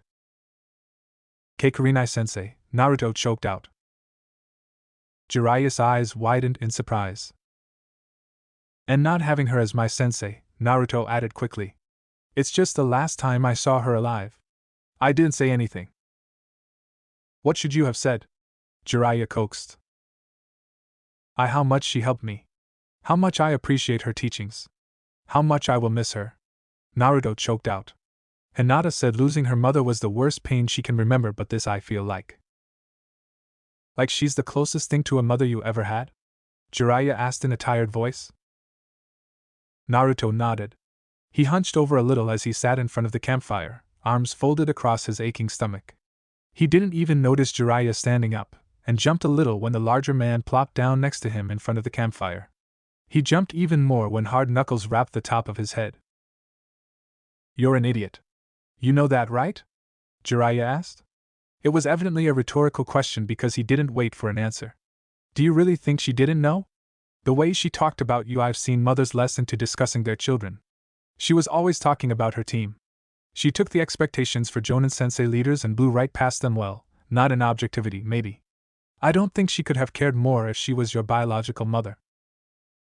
Do you really think so? Naruto asked. That you are an idiot? Jiraiya clarified. Absolutely. You are one screwed up kid.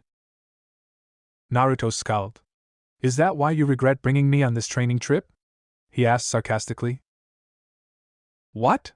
Jiraiya asked. No. Wait, you mean my regrets? When I said you, I meant I regret how you grew up. Jiraiya sighed and scrubbed a big hand across his face. Let me explain. I knew your parents long before you were born. Before you ask, I can't tell you too much about them. Not yet. Hokage's orders. But there is a reason. Jiraiya paused and took a sip of his tea. Naruto thought he looked like he wanted something stronger. I knew them well enough that they asked me to look out for you if something happened to them. I'm your godfather, Naruto.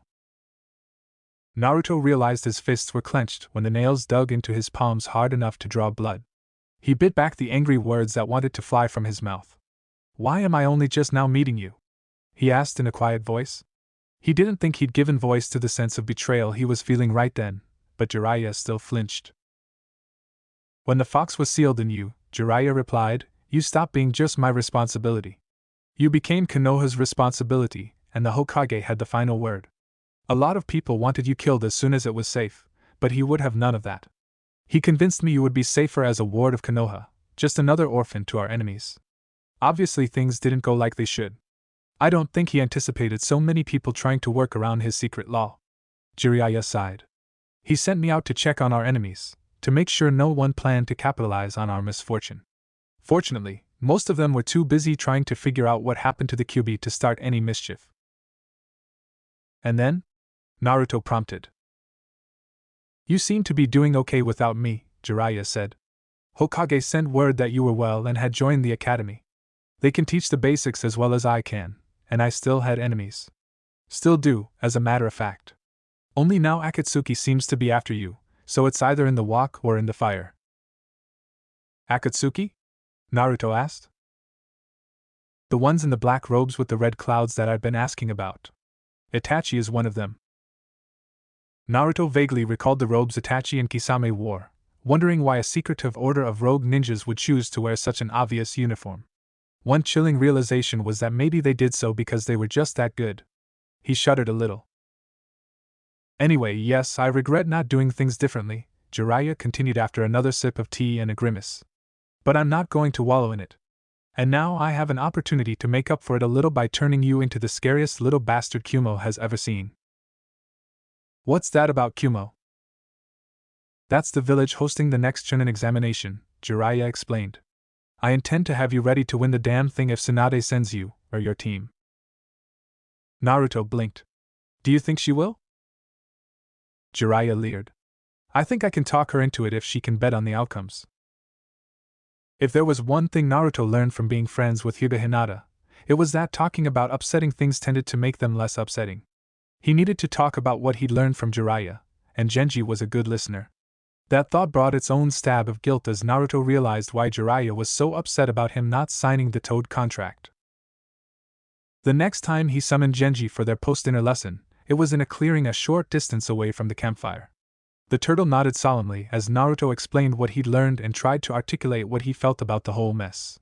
After he was done, Genji hummed to himself for a while before standing up. Turtles do not have godfathers, Genji began. It's not a custom amongst our kind. But the Toad Hermit told you of an obligation he accepted toward you before you were even born, yes? Naruto nodded. But perhaps due to the events surrounding your birth, he was not able to meet that obligation. Before today, did you even know you had a godfather? Naruto shook his head. Then you are richer in some ways than you were yesterday, even if you are only enjoying that wealth belatedly. Your godfather is a master spy, yes? Naruto nodded.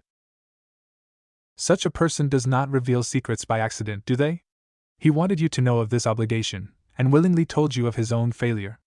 That speaks better of him than his reputation would suggest. I think the course of wisdom is to count your blessings, Naruto. You are better off than you were yesterday by the amount of one godfather. Even if he is of questionable character. Naruto snorted. Misato frowned as she expertly twirled the baton in her hand, her fingers little more than a blur. It doesn't appear to have affected the balance any, she said. She squeezed the concealed trigger, and a razor-sharp blade folded out of the haft, locking in place with a click. Nodding, she picked up its mate and spun the pair through an extremely complex kata. Air whistling past the blades was the only sound for more than a minute. Finally, she stopped and carefully folded the blades back into the batons, before handing them to her son. The necessary modifications were minute enough that any reduction in structural integrity should be minimal, Shino said as he accepted them with a slight bow. Your girlfriend's father does good work, she observed in an approving tone. Shino merely raised an eyebrow in response. What did she think of your little idea? Misato asked curiously. I was informed that if I ever used it during one of our spars, she would render me incapable of future reproduction, Shino replied. Wow! Misato gushed, I can practically hear the wedding vows now. Shino sighed as he took his weapons and left for training. Must you? Shibi asked his wife. I must, Misato replied. He's never going to get a girlfriend at this rate. Shibi sighed. Naruto continued getting to know more of the Turtle Clan. Many of them were like larger versions of Genji. Mostly slow and thoughtful, but kind and equally slow to take offense. But there were some exceptions. Some of the more advanced ones seemed to be as comfortable standing upright as the others were on all fours. The first of these he met was named Kabuto, no relation to the weird Konoha genin from the Chunin exam. He appeared to be named for the elaborate helmet he wore on his head. It matched the lacquered samurai armor that protected his unusually long limbs. He was close to Naruto's height, but carried a naginata, or sword spear, with a shaft longer than Jiraiya was tall. I am honored to meet the new summoner, he said. I am Kabuto, he proclaimed as he bowed.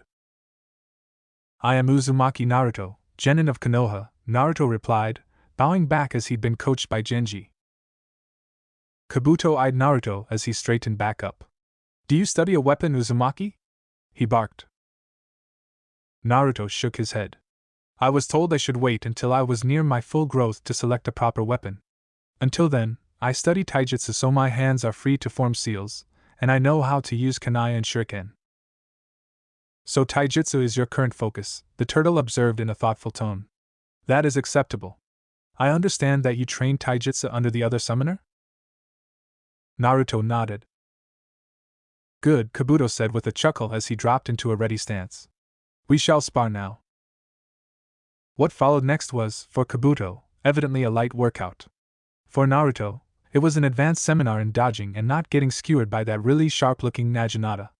After 30 minutes he felt like he'd spent the afternoon sparring with Lee. Fortunately, Kabuto was adept at twisting the haft at the last instant so Naruto would get slapped by the flat of the blade, rather than cut by the edge. Just as Naruto was about to drop, Kabuto stopped and fell back into a guard stance. That was acceptable, Kabuto declared after a moment. We should continue this every day, until... Until what? Naruto replied, afraid to ask. Until you can take the naginata away from me without getting hit once. Kabuto clarified. Naruto winced, but slowly nodded his agreement. Hinata inhaled sharply as she left the apothecary. Her studies had branched out into pharmaceuticals, including how to prepare refined medicines from the basic herbs. But she was not prepared to run into a group of branch family Hyuga picking up supplies. A few widened their eyes when they saw her, but then they immediately looked away. Even worse were the ones that looked through her like she didn't exist. She knew from Niji's notes that her father had made a declaration. During the period of her service to Senju Tsunade-sama, Hinata was to be treated as a senju. Ideally, no shame would fall upon the Hyuga for having a member of the main family as a servant to another clan. It was one thing to read about this in Niji's letter, or even understand why in her head. But in her heart she felt like she'd just been stabbed. It was only long experience in hiding her true feelings that kept Hinata from breaking down. She would not shame herself with a public display of weakness. Not now. She felt even worse when she realized that there was another Hyuga in the group, trailing behind the others. Niji. She felt her cheeks begin to burn with shame. He could read her far better than any branch family member, perhaps better than any other Hyuga. He would know her shame and despair like she'd shouted it from the rooftops. Unlike the others, Niji gave the smallest fraction of a nod as his eyes locked gazes with hers. She doubted anyone else could see it, but the barest hint of a smile curled the corner of his mouth. It wasn't a smirk of derision, either, just simple pleasure in meeting his cousin. The pain faded like a mirage, and Hinata returned his smile with one of her own. Just as small and discreet, but no less heartfelt. She passed her cousin, finding her steps lighter than they were before. As Genji slowly introduced Naruto to the more senior turtles, the chakra requirements for summoning them began to mount. He also began to notice that the he practiced for Jiraiya were becoming steadily more energy-intensive. After their second month on the road, Jiraiya produced a piece of chakra-treated paper and asked Naruto to focus his chakra into it, making sure to exclude any of the Kyuubi's chakra. After taking a moment to make sure his hands and arms were clear, he did so and discovered that his primary element was actually air. Huh, Naruto said. I would have thought it was water or earth. What makes you say that? Jiraiya asked. Well, I can do condensation and swamp of the underworld pretty well. That's because you practiced them, Jiraiya shot back. I lost track of how many times. And you have stupidly huge chakra reserves.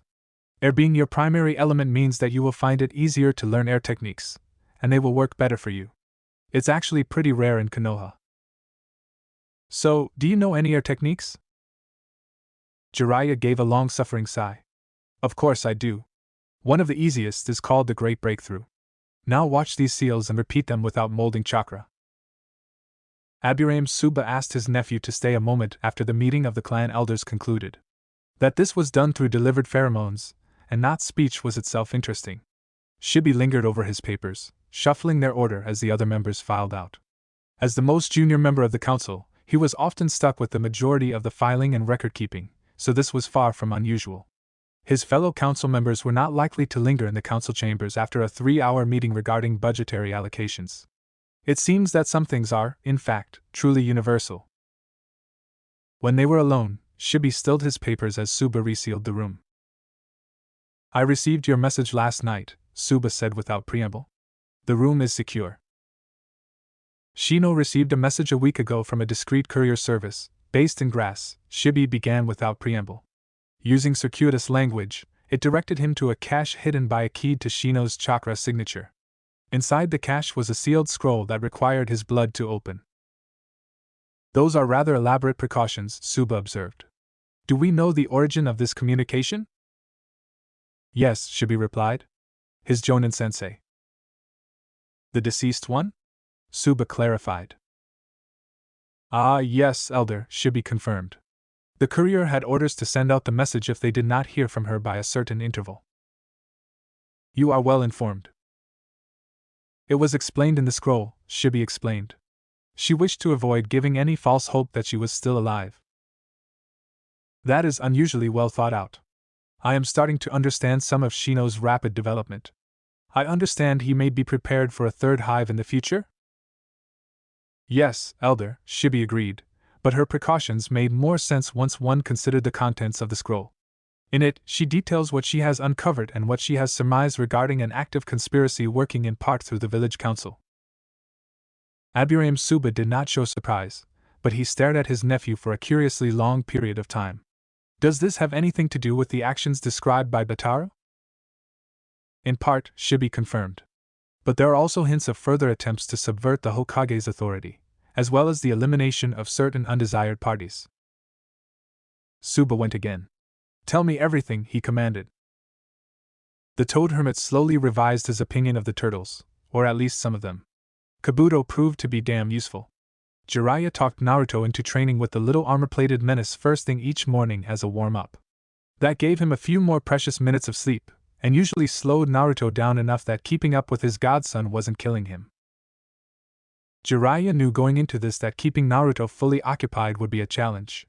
That was actually good, in a way. They could squeeze the maximum amount of intensive training into the 6 months they had, working one-on-one.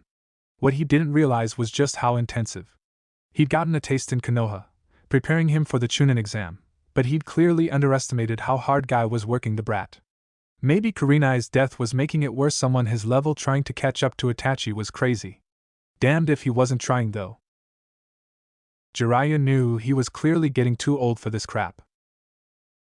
It wasn't just the physical side either, though they were doing an hour every day on advanced taijutsu forms and some sparring. He was constantly having to revise his estimates of Naruto's progress and devise new training techniques. His apprentice was already clever enough to see the advantages of shadow clones for certain types of training, and he wasn't afraid to use them. And by use, Jiraiya meant use them in ridiculous numbers. He was picking up the air techniques Jiraiya knew at a frightening rate. It didn't let up, even when they were traveling. Unless they were trying for the best possible speed, Naruto needed his mind occupied. And going all out was not a good way to stay under anyone's radar. The boy was used to Yuhi Kurenai giving them problems to mull over while they walked, so if Jiraiya said nothing, the questions started. Questions about everything. Jiraiya knew that he should not wish for a less motivated student, but damned if it wasn't exhausting. And discussion of some topics was not something he wanted to do while strolling on a road to nowhere in particular. So he tried to give Naruto problems and lessons associated with what they were actually doing, namely tradecraft, and how to run a spy ring. It was a little gratifying to see someone soak in all the little things he'd picked up on over the years. And asking Naruto to flesh out imaginary life histories for him to use wherever they were heading gave Jiraiya a little peace and quiet. Hinata resisted the urge to worry at her lip as she concentrated on the chakra flowing through her hands. She did not flinch as the fish under her hands gave a feeble twitch. Any mistakes now and this fish would be just as dead as the last one. She felt bad for the fish, but Tsunade-sama insisted that this was the best way to learn the mystical palm healing technique. Also, part of her duties included preparing dinner for Tsunade-sama and Shizen-senpai, and she was running out of new fish recipes. It was really just a matter of chakra control, something she normally excelled at. But chakra control good enough for academy, or even strikes, was one thing. Medical techniques required a whole new order of precision to avoid disaster. Minute fluctuations in the flow of chakra could disrupt the healing process, or even inflict more damage. The first few fishes Hinata worked on were not even edible by the time she was done. Still, she seemed to finally be getting the hang of this. She could feel the fish slowly reviving under her hands. She bore down, forcing the chakra to flow as she willed, not allowing an instant of deviation. So focused was she that the timer ringing almost did not register. She looked up to see a smiling Shizen-senpai holding a bucket of clear water. All of this training was slowly increasing his chakra reserves, but this latest summon left Naruto feeling a little lightheaded. He wasn't sure if he had ever expended that much chakra on a single technique before. He wondered if this was how other ninja felt when they got chakra exhaustion. It kind of sucked, to be honest. Fortunately, his head quickly began to clear. He waved his hands, trying to disperse the summoning fog that surrounded him. As much chakra as that took, he expected to see a turtle the size of his apartment building. Genji and the others were a little vague on the details regarding the old one. But nothing loomed out of the rapidly clearing wisps of vapor. There was a muffled cough and Naruto looked down. The latest summon was an upright, if slightly stooped, figure only a little taller than Genji. His coloration was various hues of faded green, but what really grabbed Naruto's attention were the huge spectacles perched on the bridge of the turtle's beak. He could not figure out what was holding them in place, and they made the already protuberant eyes look huge. Adding a little height was an old-fashioned sleeping cap made of striped fabric. The pointed top had a rounded piece of fluff that dangled down the side of the turtle's head. The turtle opened its mouth twice, making a smacking sound, and then let out a yawn as it stretched. The motion made the tassel brush against the side of its head, and one hand quickly swept the sleeping cap off its head. The other hand reached down and tugged on a section of the shell plates covering the torso. Naruto blinked as the shell pulled away to reveal a disturbingly deep drawer. The cap was stuffed within, and it was closed before Naruto could confirm what he thought he just saw. Sorry, the old turtle rasped. Fell asleep doing a bit of bedtime reading. Young Genji said you might be contacting me soon. Bit of a night owl, eh? Almost as bad as old Pog, back in the day. Oh well. Yes, old one, my apologies, I am Uzumaki Naruto, genin of Konoha, Naruto introduced himself, bowing. Old one? The weathered turtle asked, is that what they are calling me now? Naruto nodded. The old turtle snorted. I am Clothahump, and that is all the name I will ever need. I am, however, too old to stand on formalities. Let us sit and speak of things. You wouldn't happen to have any tea, would you? Naruto shook his head and created shadow clones to fetch fresh water and the teapot. Ah, useful spell, that, Clothahump said approvingly. I don't mean to be a bother, But we have much to discuss, and I find that my throat tends to go dry if I speak too long. A blessing, by Mudge's reckoning. Soon the ancient turtle was warming his feet by the campfire and complimenting whoever purchased their supply of green tea.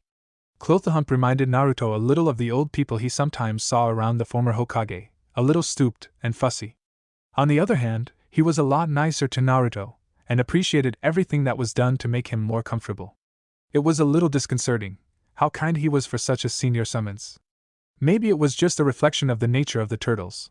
Most of them seemed to treat Naruto like a long-lost cousin. Even Kabuto, when he wasn't sparring, maybe Naruto was just too used to Guy. I can tell, the old turtle began, that summoning me severely taxes your energy. It may be a while before you can summon the four, or the friend to all children and his offspring. But there are also certain spells, techniques you can learn because of your link to us. In time I may even be able to initiate you into the greater mysteries, but that is many steps down the road. I am still working on improving my chakra control and my reserves, Naruto admitted. I can tell, Clothahump replied. You have a lot of power for one so young. I don't doubt you could summon one or two of the four already, except they refuse to be separated. You have to have enough energy to summon all four, split into 4 equal streams. Is that why they call them the four? Naruto asked. Yes. Well, and they have accidental names that are ridiculous and difficult to pronounce, Clothahump admitted. He frowned. I wonder if that's why they call me Nevermind. Yes, continue working on your energy. I think the current chief summoner chose wisely when he selected you as his successor, but it will still require much effort to realize your full potential. In the meantime, I will teach you the beginnings of turtle magic. 4 months away from Konoha saw Jiraiya leading them into a remote corner of Wind Country. The Toad Hermit hadn't briefed Naruto on who they would be meeting on the way out here, but the genin held his tongue. He knew his godfather well enough now to realize that Jiraiya would tell him when he was ready, and acting disinterested would probably get him to reveal his plans the soonest. Finally, the old man called a halt when they were in the middle of a wide but shallow depression. Naruto looked around, eyeing ripples in the stony ground that seemed to have been carved from resentful earth by the wind itself. So where are we? Naruto finally asked. The middle of nowhere, Jiraiya answered. Naruto sighed. Okay, why are we out here? Jiraiya smirked. Better question. We are miles and miles from any outpost, any sign of civilization. If I am right, we are the only ninja for 100 miles in any direction. Naruto swallowed.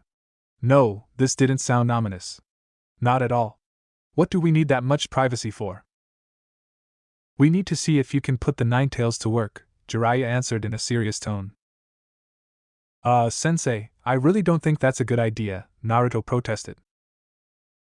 It probably isn't, Jiraiya agreed, but I need to teach you how to best use every advantage you've got, and a bottomless well of chakra you can draw on is definitely an advantage. Naruto shook his head. Kyuubi's chakra messes me up more often than it helps. I think it does that on purpose. Besides, I want to succeed using my own skills, not borrowed power. I don't want to owe anything to the demon fox that tried to destroy Konoha. Look, Jiraiya argued, I understand your feelings on this. Under normal circumstances I'd honor you for them. But this is far from normal. A bunch of serious S-class Nukenin are after you, probably because of your prisoner. You need to use every advantage, every skill you can master, if you want to get through this. It's not safe though, Naruto protested. Every time I've drawn on its chakra, I think it's influenced me. It's made me really, really angry before. I almost forgot myself. Jiraiya frowned and scratched at his jaw. Maybe you need to explain a few facts to your prisoner. How do I do that? It only spoke to me before when I was unconscious. Meditation should work, Jiraiya replied in a speculative tone. Naruto let out a groan. Fortunately, it did not take as long as Naruto expected before he found himself in the damp basement mindscape again. Naruto sometimes wondered how aware the fox was of what was going on, and this just fueled his suspicions. He stood and locked gazes with the massive face behind the seal. Again, Naruto was struck by how real it all seemed. He could hear condensation slowly dripping from a vent. It mostly smelled like damp socks, but there was an underlying musk Naruto remembered from before. What brings you here, jailer? The snarled. We need to talk, Naruto said. So talk, monkey, the fox declared dismissively. It's not like I have any interest in your petty lies. Naruto clenched his jaw, refusing to be baited. I know you're at least partially aware of what's going on, so why would I lie? And I think you have an interest in our mutual survival. Maybe you're not quite as stupid as you look. But just because I removed that one seal, don't imagine I care what happens to you. And I'm sure a bunch of S-class missing nin want to capture me just so they can set you free. No ulterior motives there, I'm sure, Naruto shot back in a sarcastic drawl. He was starting to understand why Shikamaru did that. Fun and effective at getting your point across. This seemed less impressed. That still sounds more like your problem than mine, it growled. You humans have sought to use my kind as weapons for centuries. Why should I care about trading one master for another? The fourth didn't seal you to make a weapon, Naruto shot back. You were attacking our home. What was he supposed to do, stand back and watch you do it? My grievance with Konoha is older than that pathetic cluster of hovels you call home. The roared, muzzle slamming against the seal.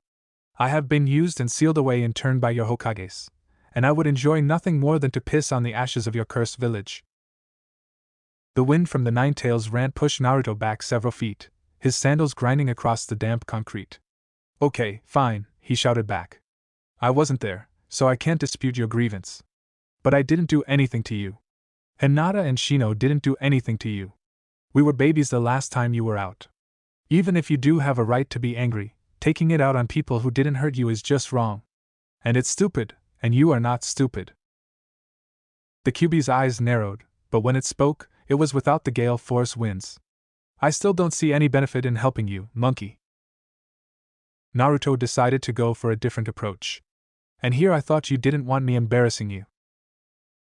What are you jabbering about now? Before, Naruto replied, with the seal. You said you didn't want anyone else marking up your den. Lots of people know you are sealed inside me now. If I get taken out because you won't lend me any extra chakra, do you know what they will think? Guess that wasn't as powerful as we thought. Maybe he isn't really the strongest of the Biju. Shikaku got huge when he manifested through Gaara, now that was a real threat. Are you actually trying to manipulate me? The nine-tailed fox asked incredulously. Not very well, Naruto admitted. But no matter what happened in the past, we are stuck with each other, aren't we? Not if you open that seal, the fox reminded him. Which would probably kill me, and would definitely endanger my friends. I'll pass on that, Naruto replied. It's not like I'm asking for so much, am I? There was a pause as the fox seemed to mull over Naruto's words. You will only use my power to destroy your worst enemies? The clarified. I'll use my own skills whenever possible, Naruto vowed. I don't want to be too dependent on your power, and you deserve better than to become a glorified crutch. The last bit was added on a whim, but if he was getting any sort of concession, a little flattery wouldn't hurt. Very well, the Kyuubi growled. I will allow it in emergencies, and against truly strong opponents. Well, Naruto added, it would probably be a good idea to practice with it a little bit. We're out in the middle of nowhere, and I have no idea what I can do with your chakra. I'd rather do my trial and error now, and not in the middle of a fight. I have no wish to make either of us look foolish. The fox's glare was back. You are a pushy little monkey, aren't you? Then I want something in return. What can I give you in here? Naruto asked curiously. Well, you can clean it the hell up, the Kyuubi snarled. Wait, what? Naruto asked, confused. I don't know anything about. The no Kitsune, whose tails could wreak havoc and create cataclysms with but a wave, actually sighed in disgust. Stupid monkey. The seal is the only real thing in here. The rest of this place is a projection of your so-called mind. And I am sick of sitting in this damp, stinking mindscape of yours. Naruto winced. That had never occurred to him. He didn't need a mirror to know his face and exposed neck were reddening. I'll talk to Jiraiya and get right on that. As soon as I know how. Go, the spat. Naruto got it. Hinata looked up from the scroll she was reading. The muscles along her spine protested as she straightened up. She'd lost track of time again, and she was only halfway through Tsunade-sama's notes on chakra-stimulated nerve regeneration. Her new teacher was rewriting the book on what could and could not be done. With what she was reading now, many injuries thought to be career-ending could become mere inconveniences. She slowly stretched as she made a note of her place in the huge scroll. The door opened and Shizen-senpai stuck her head in. "Still at it?" she asked. "You need to take a break, Hinata," she chided in a kindly tone. "My apologies," Hinata said quickly. "I lost track of time. This works with regenerating nerve cells, it's amazing." Shizen smiled. "Yes, a little too amazing sometimes." "I'm sorry," Hinata said quickly, "I don't understand." Shizen motioned for Hinata to follow her, and spoke as they left the classroom. "These more advanced techniques are highly effective, but they require extremely good chakra control, not to mention large reserves to sustain them. Tsunade's best work gave birth to techniques that only she and a handful of other people will ever be able to use. That's great for special cases, but for the overall population the impact will be minimal." "I've heard her talk about the lack of qualified medic needs," Hinata replied. "That's part of it," Shizen agreed. "There is also an element of, well, you know the saying about how it's easier to destroy than to create?" Hinata nodded. "Well, it's also a lot easier to destroy than to repair," Shizen declared with a grimace. "Most shinobi can spend much less time training with their elemental affinity, and see a lot more progress. If Tsunade had taken her natural chakra reserves and control, and spent all that time working on lightning, she could easily have humbled the best lightning users in Kumo. That's one reason there aren't more combat medic needs. Most active duty shinobi concentrate on things that increase their combat effectiveness."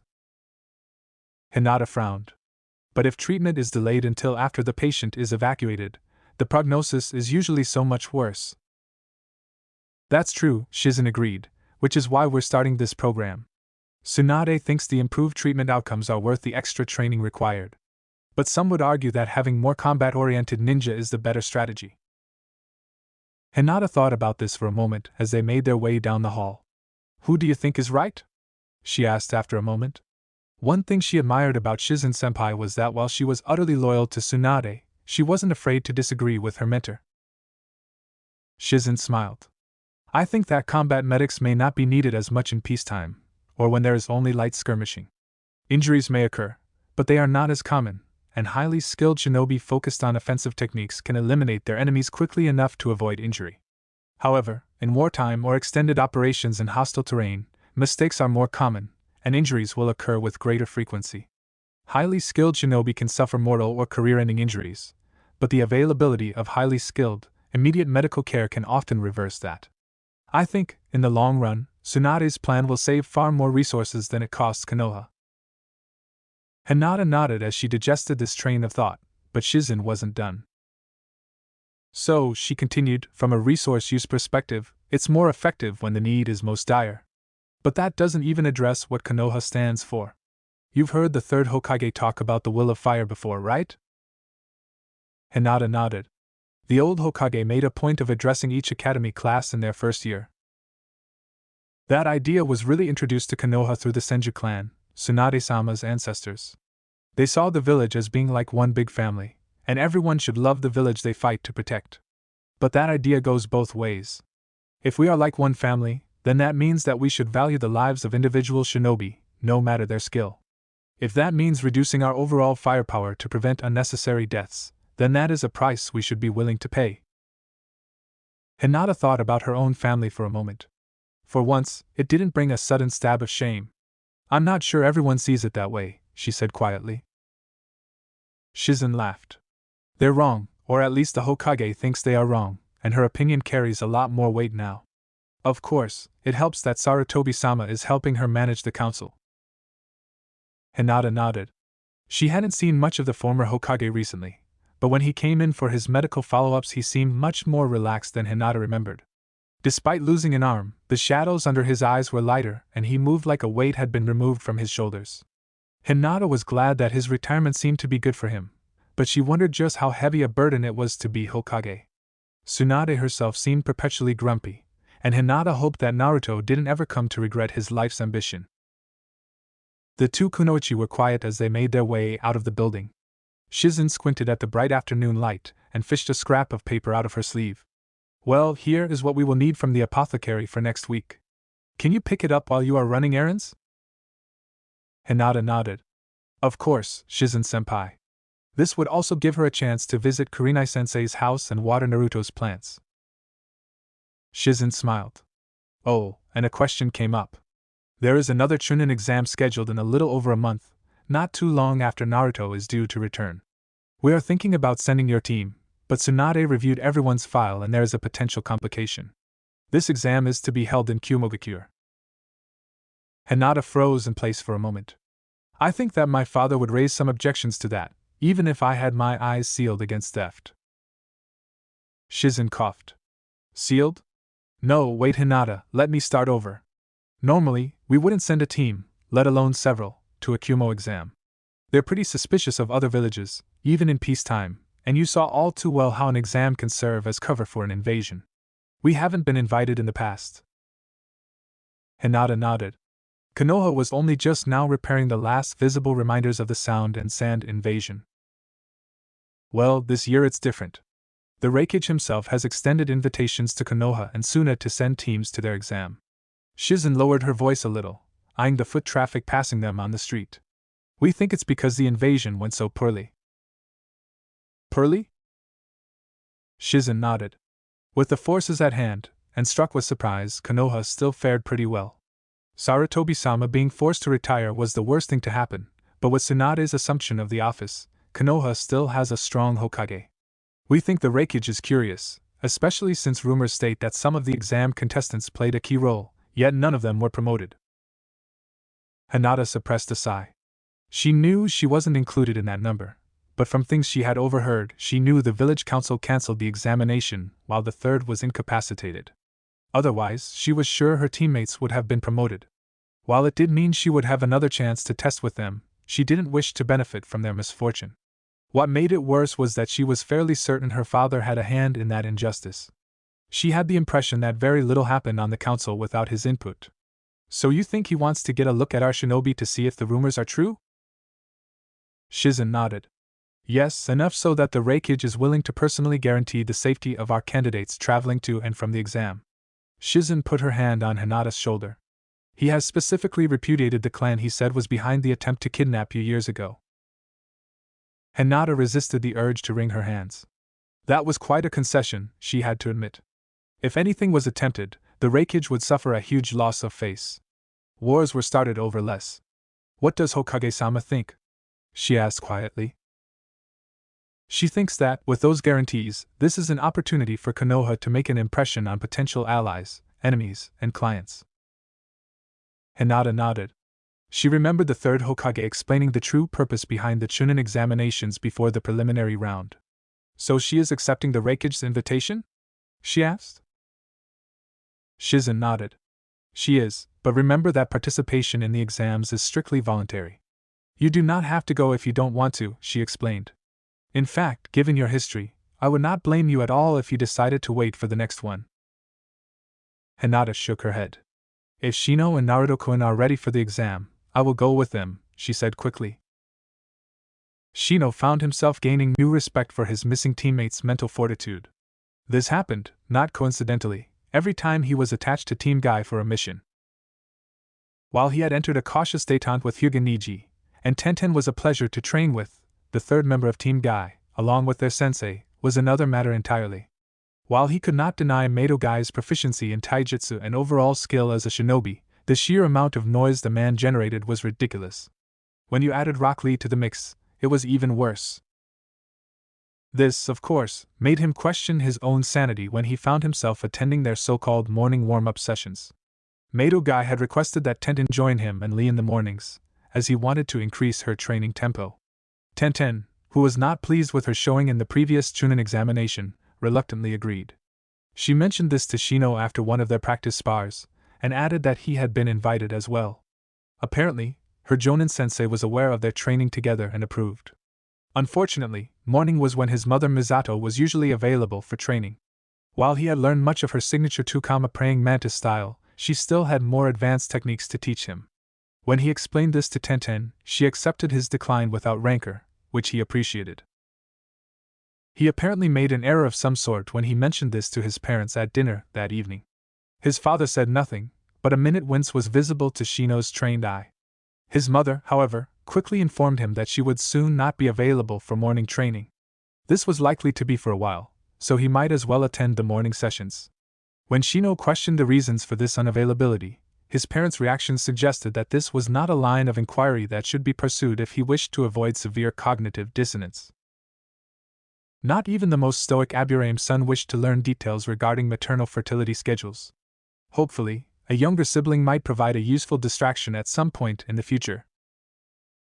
Tenten seemed unusually pleased when he informed her of his schedule change, and that he would be able to join her after all. The reason for this became all too clear during the first session he attended. She did not want to be the only sane person there. Meito Gai and Rock Lee's proclivities were already known to Shino. What was less apparent was the degree to which Hinata had internalized those philosophies. When she mentioned sparring for a couple of hours, Shino thought that meant taking turns, with time to cool down between and analyze how each match had gone. Like sane people.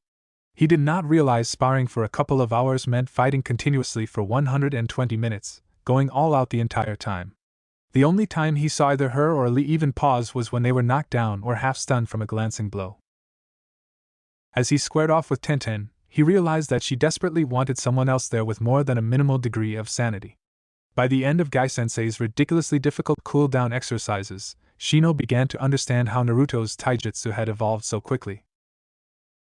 By the time Naruto was comfortable pulling up one tail's worth of chakra and manifesting a weak chakra cloak, Jiraiya was antsy to head back to Konoha. He'd been exchanging messages with Tsunade, so he was aware of the Raikage's offer. It made him a little uneasy when a potential enemy offered something you wanted to do anyway. Jiraiya could understand why the man might want to get a look at potential future competition. However, the leader of Kyumogakure might not anticipate how this could blow up in his face. Other people, including Kumo's favored clients, would be attending as well. Jiraiya had always been a little leery of his sensei's vision of the Chunin exams as a proxy for outright warfare. But if ever there was a chance to put this theory to the test, it was now. A strong show of force by Konoha's genin could make their enemies reconsider future plans. Jiraiya smiled when he remembered debriefing the Sand Genin Temari after the invasion. She was convinced by that point that her father had been insane to even consider attacking Konoha. Fostering that belief in Kumo and their allies was, in his opinion, worth a little risk. Now he and his apprentice were practicing one of Jiraiya's specialties: how to travel quickly without anyone noticing. Any idiot can leap from tree to tree in order to cover ground quickly. That also means any idiot can detect them, or find the traces. There was a whole science dedicated to examining the scuff marks left on various kinds of bark by sandals. That sort of thing wasn't Jiraiya's specialty. He preferred infiltration and social engineering, but as a Konoha spy master, he kept up on what his opposition might be up to. Joining a suitably equipped merchant caravan under a well-rehearsed identity allowed you to avoid all sorts of attention. Picking the right one, in other words fairly prosperous and transporting perishable goods, meant you would be moving quickly by civilian standards with no one questioning why. It also gave him an excuse to drill Naruto on altering his distinctive appearance without resorting to Henj no Jutsu. He'd been pleased to note during the search for Tsunade that Naruto's former sensei had at least trained her students in the basics. But this was one area where small mistakes could lead to grave consequences, so Jiraiya wasn't about to pass up the opportunity to drill Naruto on his disguise skills. When the time came to part ways from the caravan, Naruto also showed that Kurenai's efforts to get him to think had not been wasted. He suggested that he leave behind a couple of overcharged shadow clones, disguised as himself and Jiraiya in their traveling identities. That way, if someone was tracking their movements, especially after the fact, they would have no way of knowing exactly when they did leave. At the rate the caravan was heading for Wave Country, even half a day would really throw off a potential tracker. Jiraiya was a little dubious at first. He wasn't sure the clones would last long enough to be worth it. He tried not to notice how smug Naruto was, a full 24 hours later, when he informed him that the clones had finally slipped away into the woods near the caravan's campsite and dispelled themselves. Instead, Jiraiya just grunted and picked up the pace. Their 6 months were almost over, and back in Konoha there was a large bottle of sake with his name on it. Tsunade squeezed the bridge of her nose as Hyuga Hayashi left her office. The leader of the Hyuga clan had not been pleased to learn of the invitation to Kumo's Chunin exam, but in the end the Raikage's guarantees had been enough to make him relent. In truth, he seemed unusually interested in that aspect, and her more suspicious side wondered if he was planning something underhanded. She sighed and opened her bottom desk drawer. Of course he was planning something underhanded, that was a given. But she didn't think he'd try anything aimed at making the Raikage publicly lose face. There was too much at stake, and the consequences if someone leaked the plot too severe.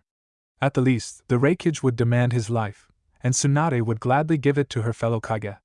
She extracted the bottle of sake and took a sip, savoring the burn as she contemplated sending the arrogant clan leader to the gallows with a song in her heart. It wasn't terribly professional, but the Hyuga had made a habit of subtly reminding her of how unqualified she was to lead. She was just glad Hiruzen's retirement gave him the time to run interference for her with the council. Her lips twisted, even as she took another sip. It still felt strange, calling her old sensei by his given name, but he had insisted once she became Hokage. They were of equal rank now, and shared an understanding of how heavy that hat could really be.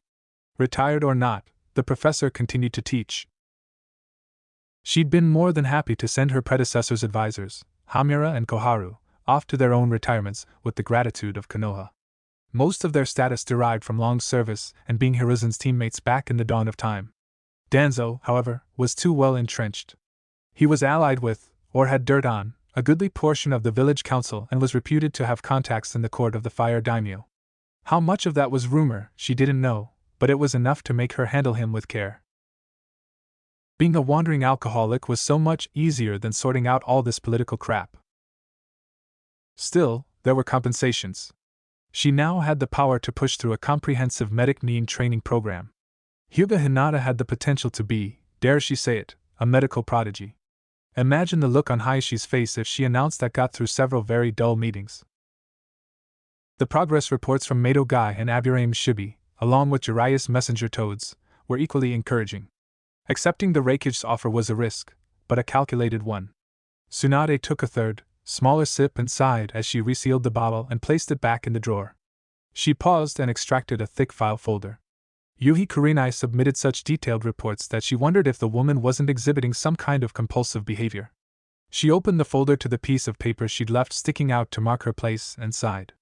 If they were still alive today, Tsunade would be torn between leaving her with her team and reassigning her to take command of the academy. She was betting a lot on the former teammate, but she liked the odds. There was a knock at the door, and Tsunade looked up. The list of people allowed to do that by the Chunin guards was very small. "Come in," she said. Sarutobi Hiruzen walked in, trailed by his ever-present shadow.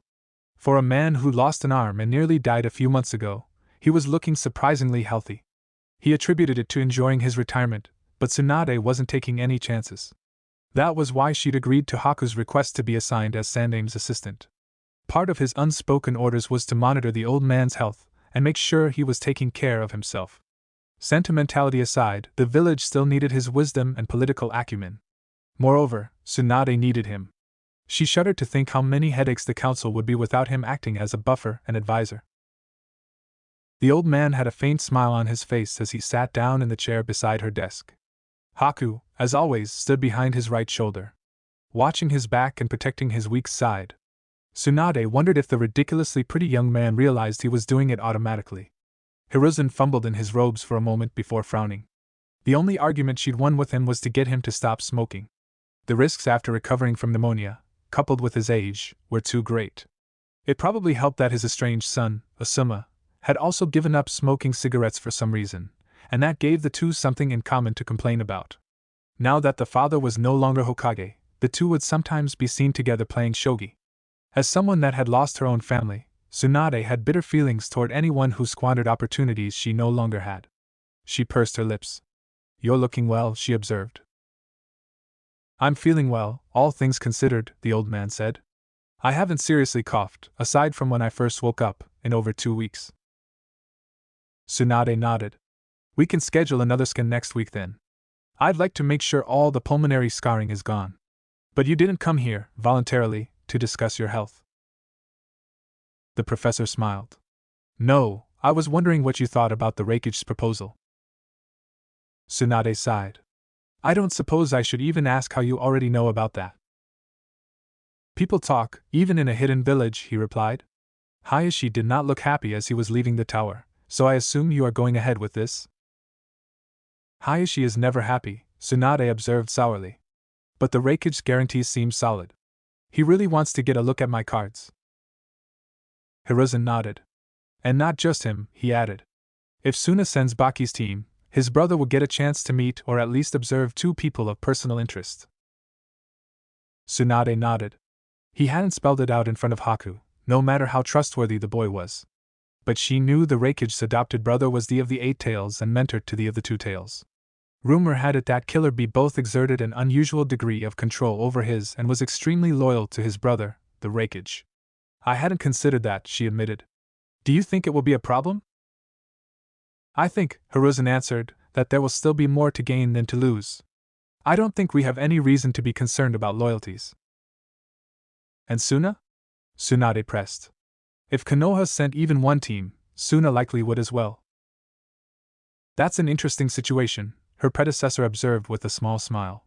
You may want to give Naruto some official recognition for asking Jiraiya to take a look at young Gaara's seal. The difference after he repaired it is quite remarkable. I have even heard that young Gaara has decided to adopt Naruto's grand ambition for his own.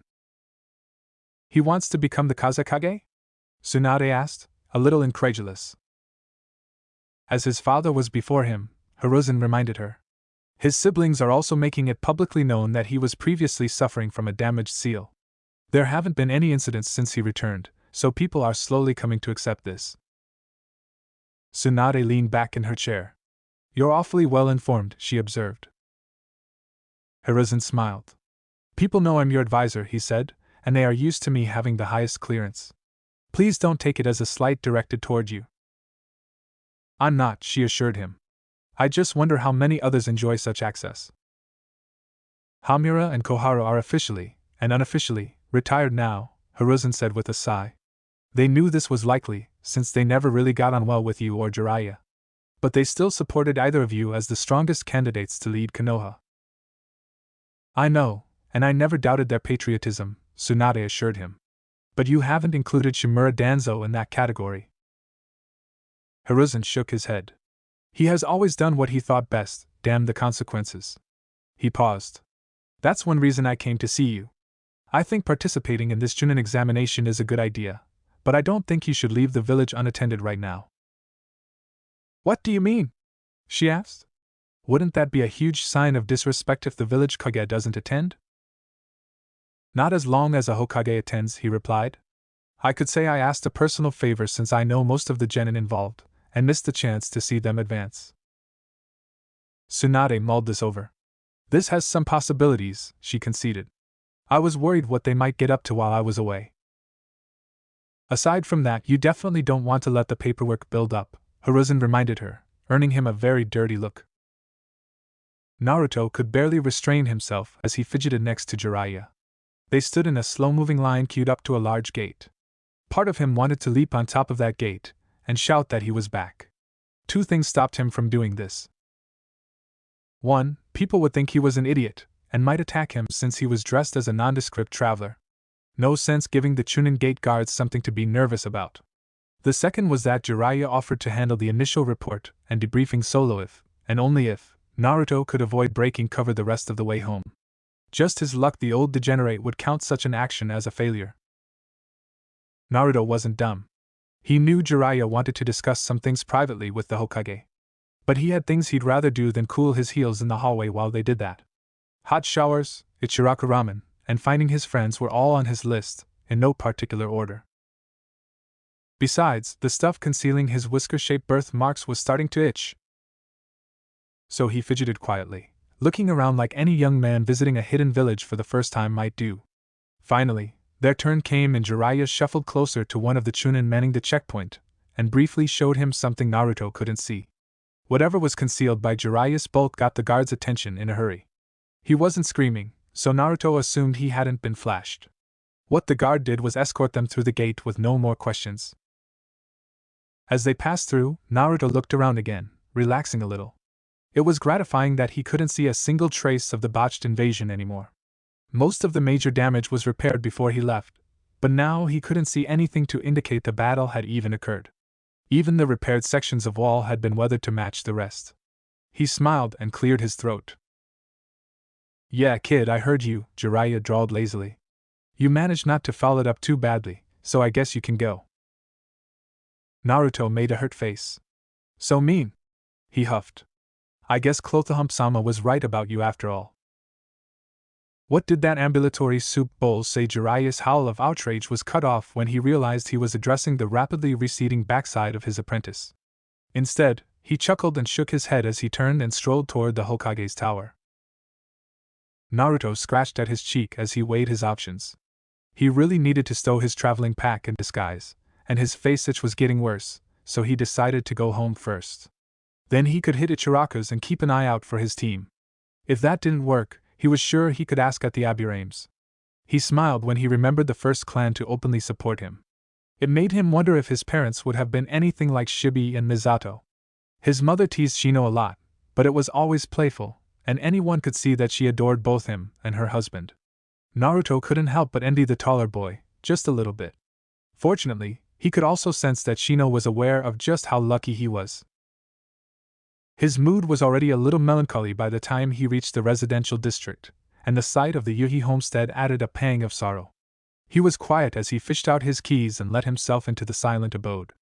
The house was still, but not as dusty as he feared. He hoped Hinata would be able to stay here if Tsunade gave her a break. Of course, that didn't sound too likely from Jiraiya's words. He was relieved to see Mr. Ukko and the other house plants were doing well, thriving even. Naruto smiled as he unpacked and stowed his equipment. He knew that if he asked Hinata to look after his plants, they'd be fine. If it also got her used to coming around when she otherwise felt she would be intruding, all the better. Kurenai-sensei meant for this to be a haven for her as well. He thought again about his sensei's last letter as he ran a shower as hot as he could stand. Sensei's words regarding Hinata's feelings haunted him. She loved him? Really? Every time he contemplated that, his stomach dropped towards his feet. It was such a big thing. He had no idea how to even think about it. Did he love her back? He didn't know. Couldn't know. He'd never had anyone love him before, at least not that he was aware of. He knew Kurenai-sensei cared about him. She cared about all of her genin. Could you love more than one person? Or was it just really strong like? He loved Ichiraku's ramen, but he wouldn't trade someone's life for it. Well, maybe Orochimaru's. Why the hell didn't they teach people about this in the academy? Why hadn't Kurenai? But even as he rinsed the shampoo away, ignoring the tears of frustration, he realized he already knew the answer. Normal kids, ones with parents and families, didn't need to be taught this stuff. Their families taught them. He growled and smacked his head against the tiles in frustration. This all came back to Kyubi and the way he'd been isolated all his life. Well, he wasn't going to let that get him down. He'd just have to get the answers himself. After all, he'd kept Irika's secret a secret, so his former instructor owed him one. Or two. Cheering up at actually having a plan of action, Naruto finished rinsing off. He dried off and took great pleasure in dressing in a clean uniform. But as he exited the bedroom, he stopped. The front door was standing slightly open, and there was someone laying on the floor of the foyer. He edged cautiously forward and his heart gave a lurch when he realized it was Hinata. In a flash, he was kneeling beside the fallen Kunoichi and scooping her up. There was no sign of blood or injury. He had her deposited on the couch before she began to stir. He gently shook her shoulder, but flinched back when her eyes snapped open. "And Naruto-kun?" she gasped. Yeah? I'm back," he announced lamely. "Jiraiya is reporting to the Hokage, so I came here for a shower before I went looking for everyone. Looks like you found me first," he added. What happened though?" Hinata's face flushed red. "Oh. I was coming to water the plants when I thought I heard someone, so I activated." Her voice trailed off, and if anything her face went even darker. Oh, Naruto said, looking left and right, anywhere but at his mortified friend. "I noticed you did a really good job. Mr. Ukko has never looked better," he babbled. "Want to get some ramen?" he added after a moment. "My treat? You can tell me what everyone has been up to." Hinata nodded quickly.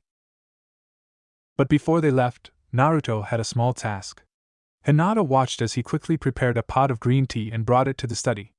Hinata trailed behind him, mystified, carrying a tray and a single cup at his request. They placed their burdens on the small table next to an overstuffed chair and a set of overflowing bookshelves. Then Naruto knelt and with his palm on the floor, molded a shockingly immense amount of chakra. Summoning no jutsu, the elder, he called out as mist burst forth from under his hand. When the mist cleared, they were joined by a short, stooped figure. Clothahump? Naruto asked. I'd like you to meet Hyuga Hinata, my friend and teammate. Ah, the old turtle rasped. I have heard so much about you. It is a rare pleasure to finally make your acquaintance. Hinata bowed deeply, her face coloring again. I am honored to meet you. Such a polite young lady, Clothahump murmured approvingly. He looked around, roomy eyes peering through the enormous tortoiseshell spectacles. So is this your home, Naruto? It is, Naruto confirmed. We are back in Konoha now. This is the house that was left to me by Kurenai-sensei. When we discussed her love of books, you said you wished you could have read some of them. So I thought. Clothahump smiled, looking over at the bookshelves and the steaming pot of tea. Bless you, my boy. This is a rare treat. I haven't had any new reading material since Jantam's last visit. Naruto squirmed, a little uncomfortable at the praise. Then he glanced at Hinata, and her approving smile made him feel smart. Like Kurenai-sensei used to do. He smiled back.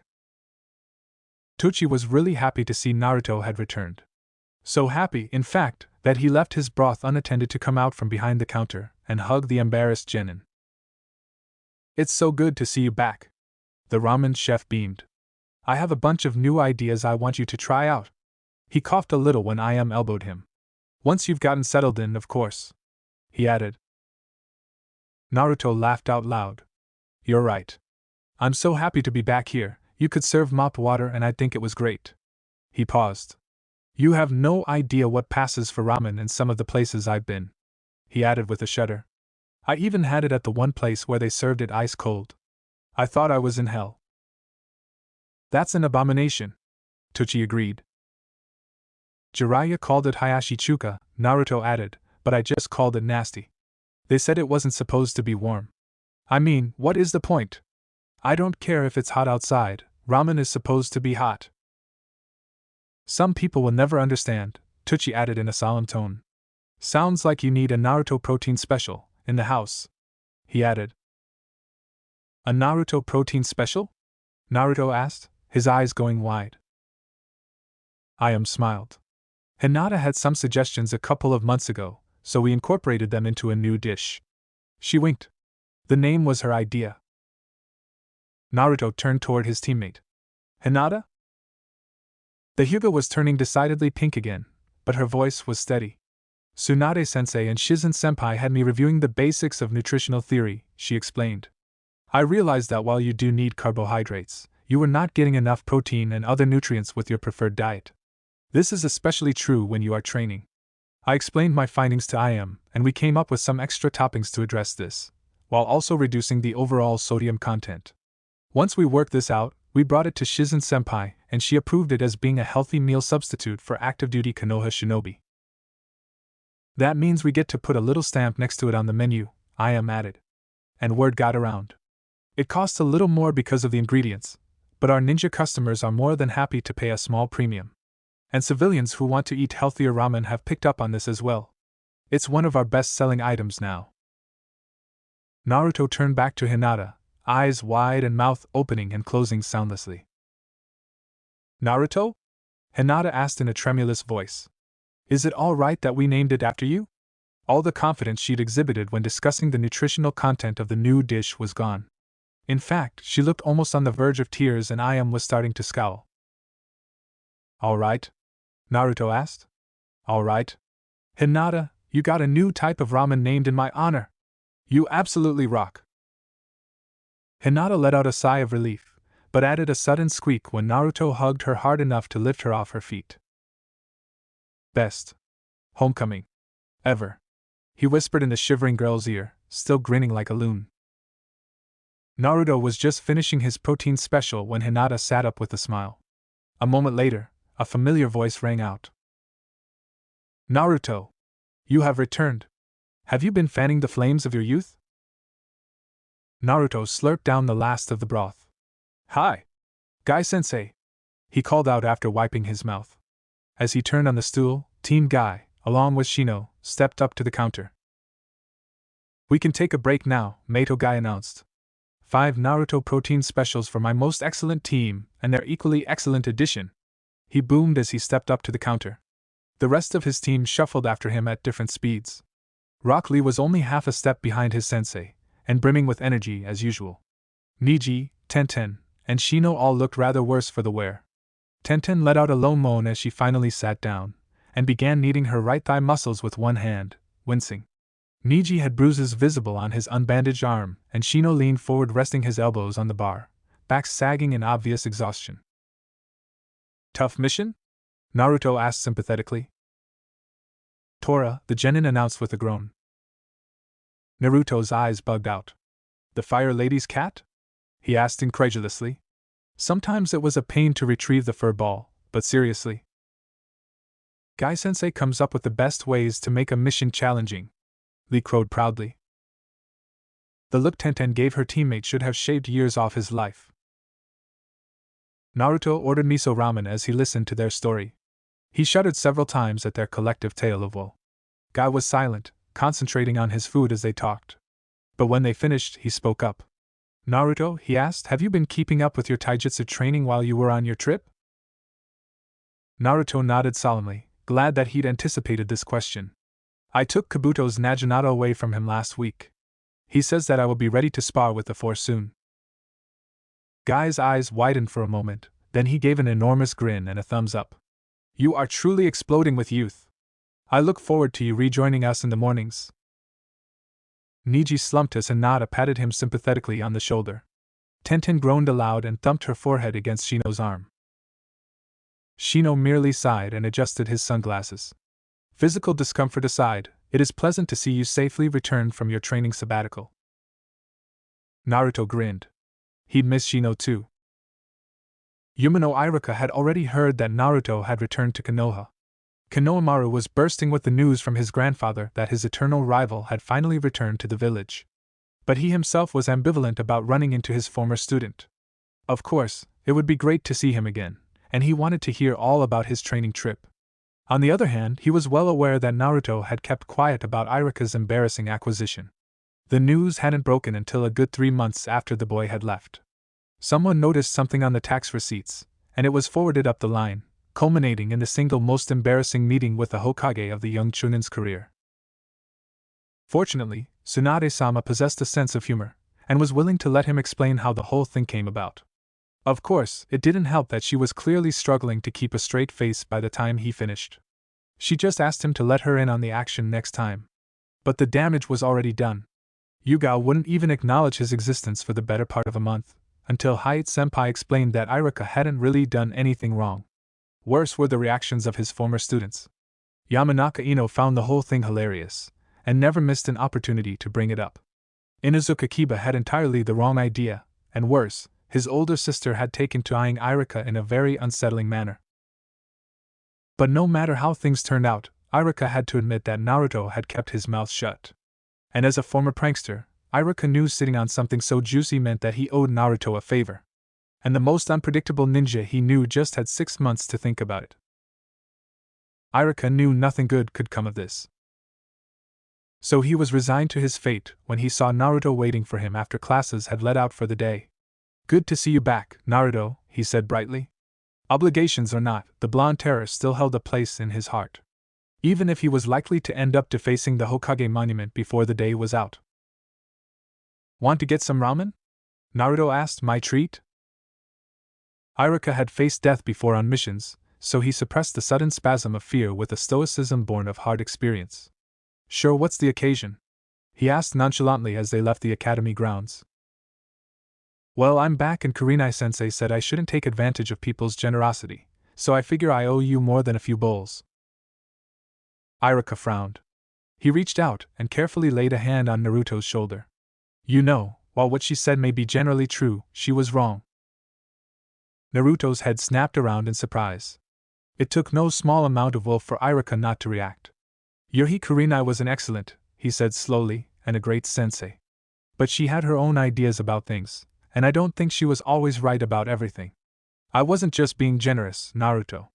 If I offered to buy you ramen, it was solely for the pleasure of your company. He took a deep breath, noting Naruto's expression growing troubled. I'm not saying you should question everything she said, but you should keep an open mind and make your own decisions. All right? Naruto nodded as they continued walking. I guess that's part of why I wanted to talk to you, he said after a moment. I need some advice about something, sensei. Iruka was touched. Maybe this wouldn't be so bad after all. Naruto, I'm always here for you, he said quietly. Naruto nodded. What is love? How do you know if you love someone? And what if one person loves someone that doesn't love them back? Iruka stumbled. He realized that defacing the monument wouldn't have been so bad after all. Iruka picked at his pork ramen as he considered Naruto's dilemma. Part of him couldn't help being irritated at Yuhi Kurenai and the problems she'd dropped in his lap. From what he'd gathered, she'd spilled the beans to Naruto in some form of posthumous letter to be opened in case she died. He was familiar with the concept of dead mail. His own will contained a few sealed personal messages. One was even addressed to the young genin sitting next to him. But Iruka wondered why she would leave such a message without laying any groundwork for its comprehension. Maybe she'd planned to do so, but didn't have the time. However, such an oversight didn't really mesh with the unflinching realist that he remembered. It wasn't that she was a pessimist so much as she didn't believe things would work out in the end if she didn't make them. What would make her break the news to an unprepared Naruto? Everyone else who knew of Hinata's crush was willing to let it develop on its own schedule, to let her develop the courage to tell Naruto on her own. Looking at it that way made Iruka wonder what she knew that he did not. He sighed. Waiting wasn't going to make this any easier. Love is one of the strongest emotions people can feel, he began in a low voice. It happens when you care about someone so much that their well-being and happiness is more important to you than your own. It's a powerful force in people's lives. It can inspire someone to incredible heroics. It has also been the root of some of the most depraved evil ever committed.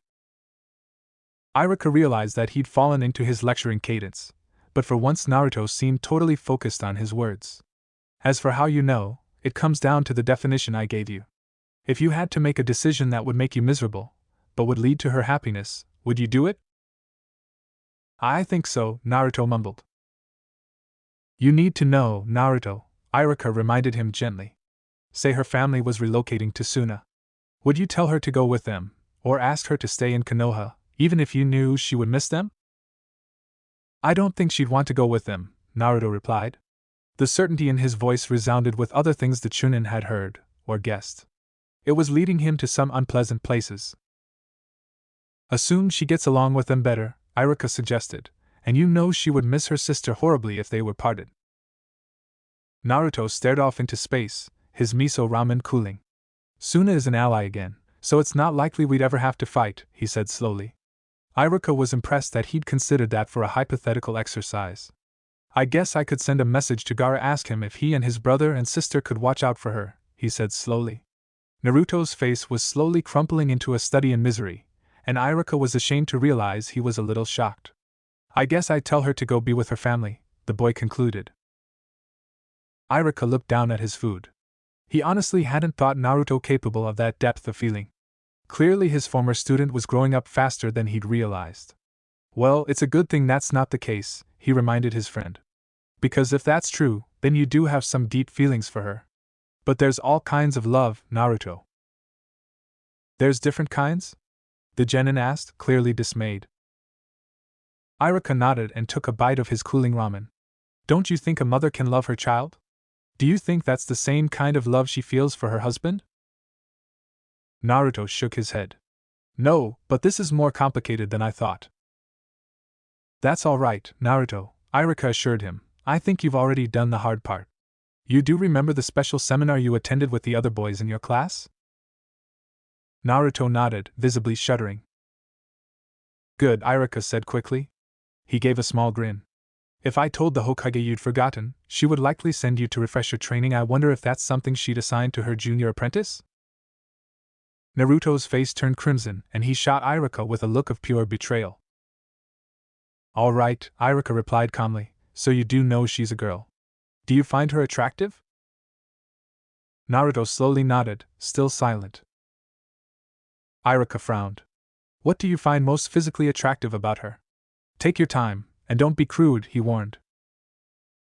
Naruto's face molded into a thoughtful frown. Finally he said, I like the way she moves, in little more than an embarrassed whisper. The way she moves? Iruka asked. Yes, she's when she walks, it's like she's barely touching the ground, Naruto said, and when we spar, she's so graceful, it's like she's dancing and nothing can touch her, and then she lays a fingertip on you and boom, you've been juke and blasted across the clearing. His words sped up as he warmed to the topic and found his voice. It's like that with everything she does. She can stick hunks of deer on a skewer when she's cooking, but when she does it she's so delicate and so precise. He lowered his voice. Sometimes I think I could watch her all day long. Iruka swallowed. He'd started this conversation worried that Naruto had never really noticed Hinata. Shows how much he knew. But it's not just physical, Naruto continued. It's like she's graceful in everything. She doesn't want her friends to fight, so she's always playing peacemaker. She didn't want me to be embarrassed when we met Shino's parents, so she showed me exactly how to act. She doesn't want anyone to hurt, so she's always carrying around this bomb she makes for when we train. And now she's training to be a medic, because she's always trying to ease the path for others. She's amazing, he concluded. There was silence as they both looked away, then ate some more of their dinner. Finally, Iruka broke the silence. Naruto? Yes? Feelings may change over time, but I think it's safe to say that you love her. Oh. Good. Thank you, Sensei. Iruka nodded and patted his friend on the back. He couldn't really call him a boy anymore, could he? Naruto finished his ramen first, of course. He nodded to Iruka in a distracted manner before leaving enough money for both their meals and slipping away into the evening foot traffic. Iruka jumped a little when Tsuchi retrieved Naruto's bowl for the wash. I heard everything with the burners turned off, he said, nice talk. Iruka shrugged, a little embarrassed in spite of himself. As the father of a very pretty girl, Tsuchi said with some authority, I wish every boy she meets had someone give them the talk you just did.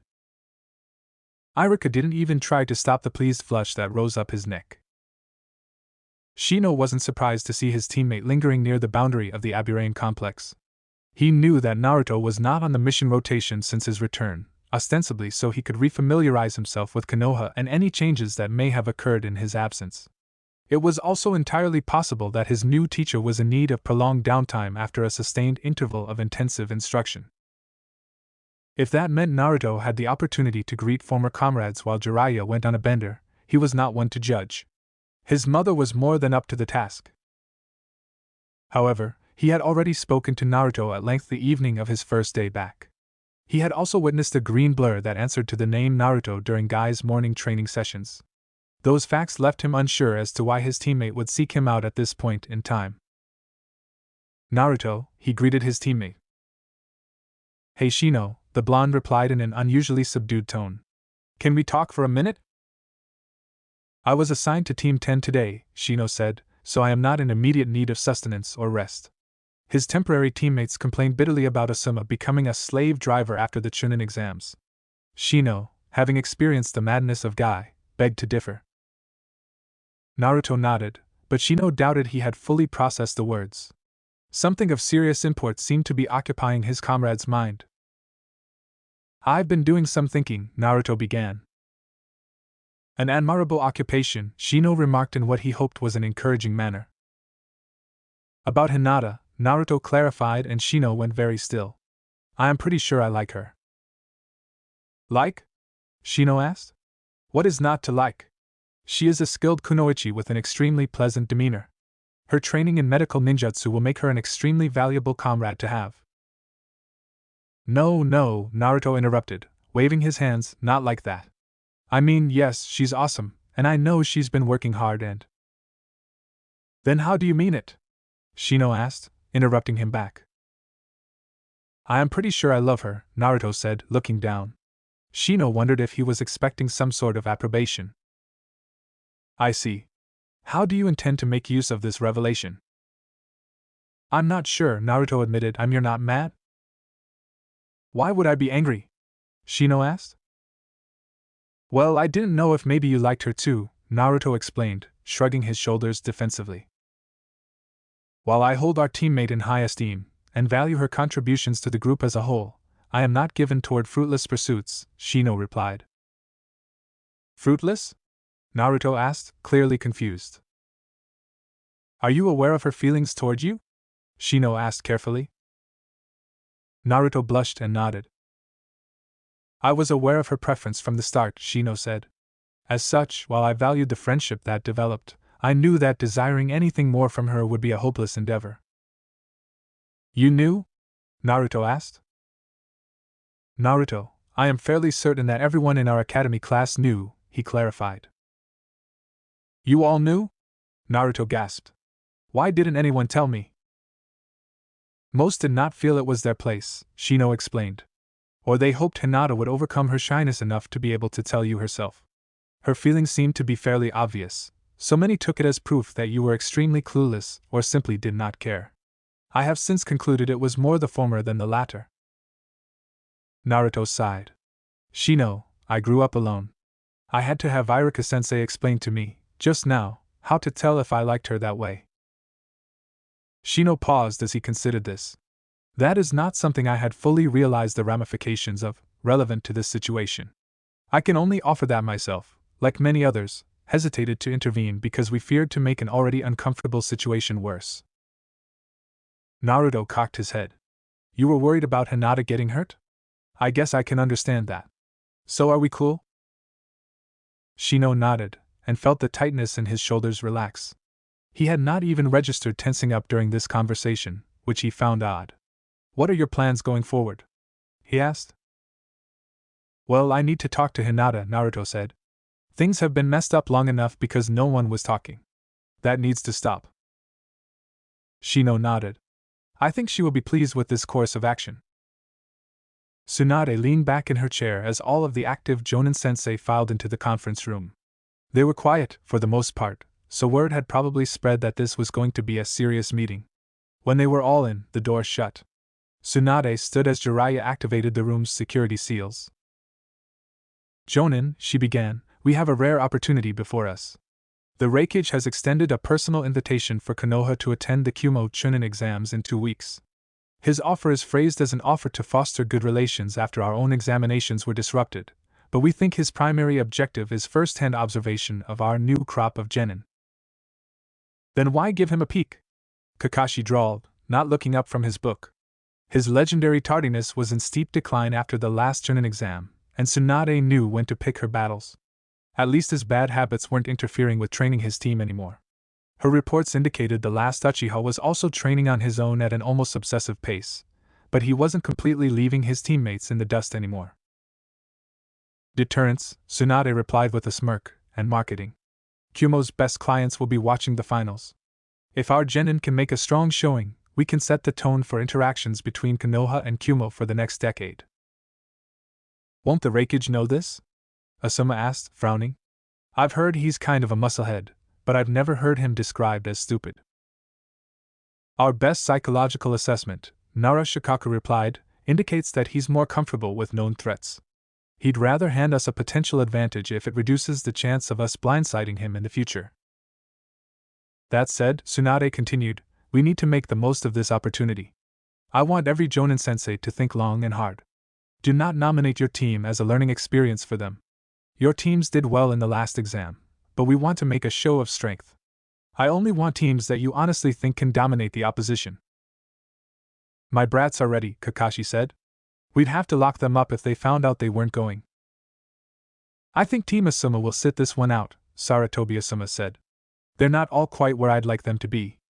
I think Shikamaru is ready for the responsibility, but his tactical acumen won't play that well for a crowd of civilians.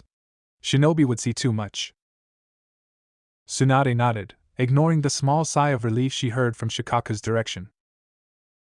Meito Gai was next. Team Gai is more than ready to demonstrate the power of youth. Jiraiya cleared his throat, garnering the attention of many in the room. And I will nominate Team Jiraiya, the hell with it. I nominate Team 8. Tsunade ignored the shocked, but approving looks her old teammate was getting. Very well. I'd like to inform you of another break from tradition. My predecessor, Sandaime, has petitioned to be allowed to take my place at the Kumo examinations. After due consideration of the security and political ramifications, I have decided to approve this petition. She was surprised to see Asuma look surprised. Evidently, Hiruzen hadn't even discussed this with his son, which impressed her a bit. Jiraiya was waiting for them as Gai-sensei was finishing his latest version of cool-down exercises. He strode up as their morning taijutsu practice ended. I need to see all three of you, the older man mumbled, then turned and left the training ground, clearly expecting them to follow. Naruto didn't say a word. He knew Jiraiya was not a morning person, and when circumstances forced it, it was better to not give the Toad Hermit any arguments. He led them to a small tea shop that was just opening. Naruto didn't know if the owner would have objected to his presence if he'd come alone. Fortunately, he wasn't the only person smart enough to not argue with a grumpy Jiraiya. The first cup of hot tea didn't seem to improve the older man's mood very much, but he started talking anyway. There's a mission. There is a Chunin examination coming up in Kumo in 2 weeks. The Hokage thinks you're ready. I think you're ready. If you think you're ready, we'll go there and you'll kick the crap out of everyone in your way and come back with 3 flak vests. He coughed, and took another long sip of his tea. Are you up for it? I have to ask. Naruto and Shino turned toward Hinata, who was already nodding. They turned back and nodded as well. If you keep doing that in unison, I'm going to hurt you, Jiraiya groused. After they were dismissed, Naruto walked with Hinata to the Hokage's tower. She was just finishing her 6 months of indentured servitude to the Hokage, so this trip to Kumo had come just in time. Her break from living in the Hyuga compound was nearing its end, so she welcomed any excuse to postpone returning. She glanced over at her teammate. Naruto was unusually quiet today. In fact, after his first day back, he'd seemed rather pensive. She wondered what was bothering him. He'd appeared pleased about the Naruto protein special named in his honor. Had she done something wrong? So lost in thought was the Hyuga that she almost flinched away when she felt warm fingers wrap around her hand, interlacing with hers. She turned her head toward Naruto, who was looking away and blushing in a manner that she found absolutely adorable. And Naruto-kun? She asked, damming the quaver in her voice. I miss you a lot, you know, when I was away, Naruto said, ducking his head and looking down. Hinata felt her heart hammering in her chest. She was amazed it wasn't drowning out her own voice. I missed you too, she managed to say. I'm not really sure how to say this, Naruto admitted, but I really like you. I like you too, Naruto, she replied without thinking. How had she done that so easily? Did he really mean it like it sounded? Naruto swallowed. Would you like to, date, I guess? I mean to say, would you like to be my girlfriend? Naruto was obviously struggling with his words, and the last one came out as little more than a whisper. Hinata felt her eyes bulge as her face heated. She'd wondered, dreamed, even, about this happening. But now that it was happening, she felt her doubts multiply. Could she be a good girlfriend? What if her father found out? What if Naruto grew tired of her? Would she drag him down to her level? But as she hesitated, Naruto looked up, and she found herself lost in the blue of his eyes. She saw someone she knew was just as alone as she was, and she knew she could deny him nothing. Yes, I would, she said softly. Naruto pulled her into a hug, softer than his previous, more exuberant ones, and time seemed to stop. His warmth melted all her doubts away, so why did she feel like crying? Thanks for watching. I hope you had as much fun as I did putting this epic what if together. Make sure to smash that like button, subscribe, and hit the bell icon so you never miss a single twist in the story. Drop your thoughts, theories, or even wild ideas in the comments. I read every single one. And hey, if you're craving more awesome Naruto content, go check out the other videos on the channel. I've got plenty of heat waiting for you. Until next time, stay sharp, stay awesome, and remember, even a shadow clone needs love. Peace out.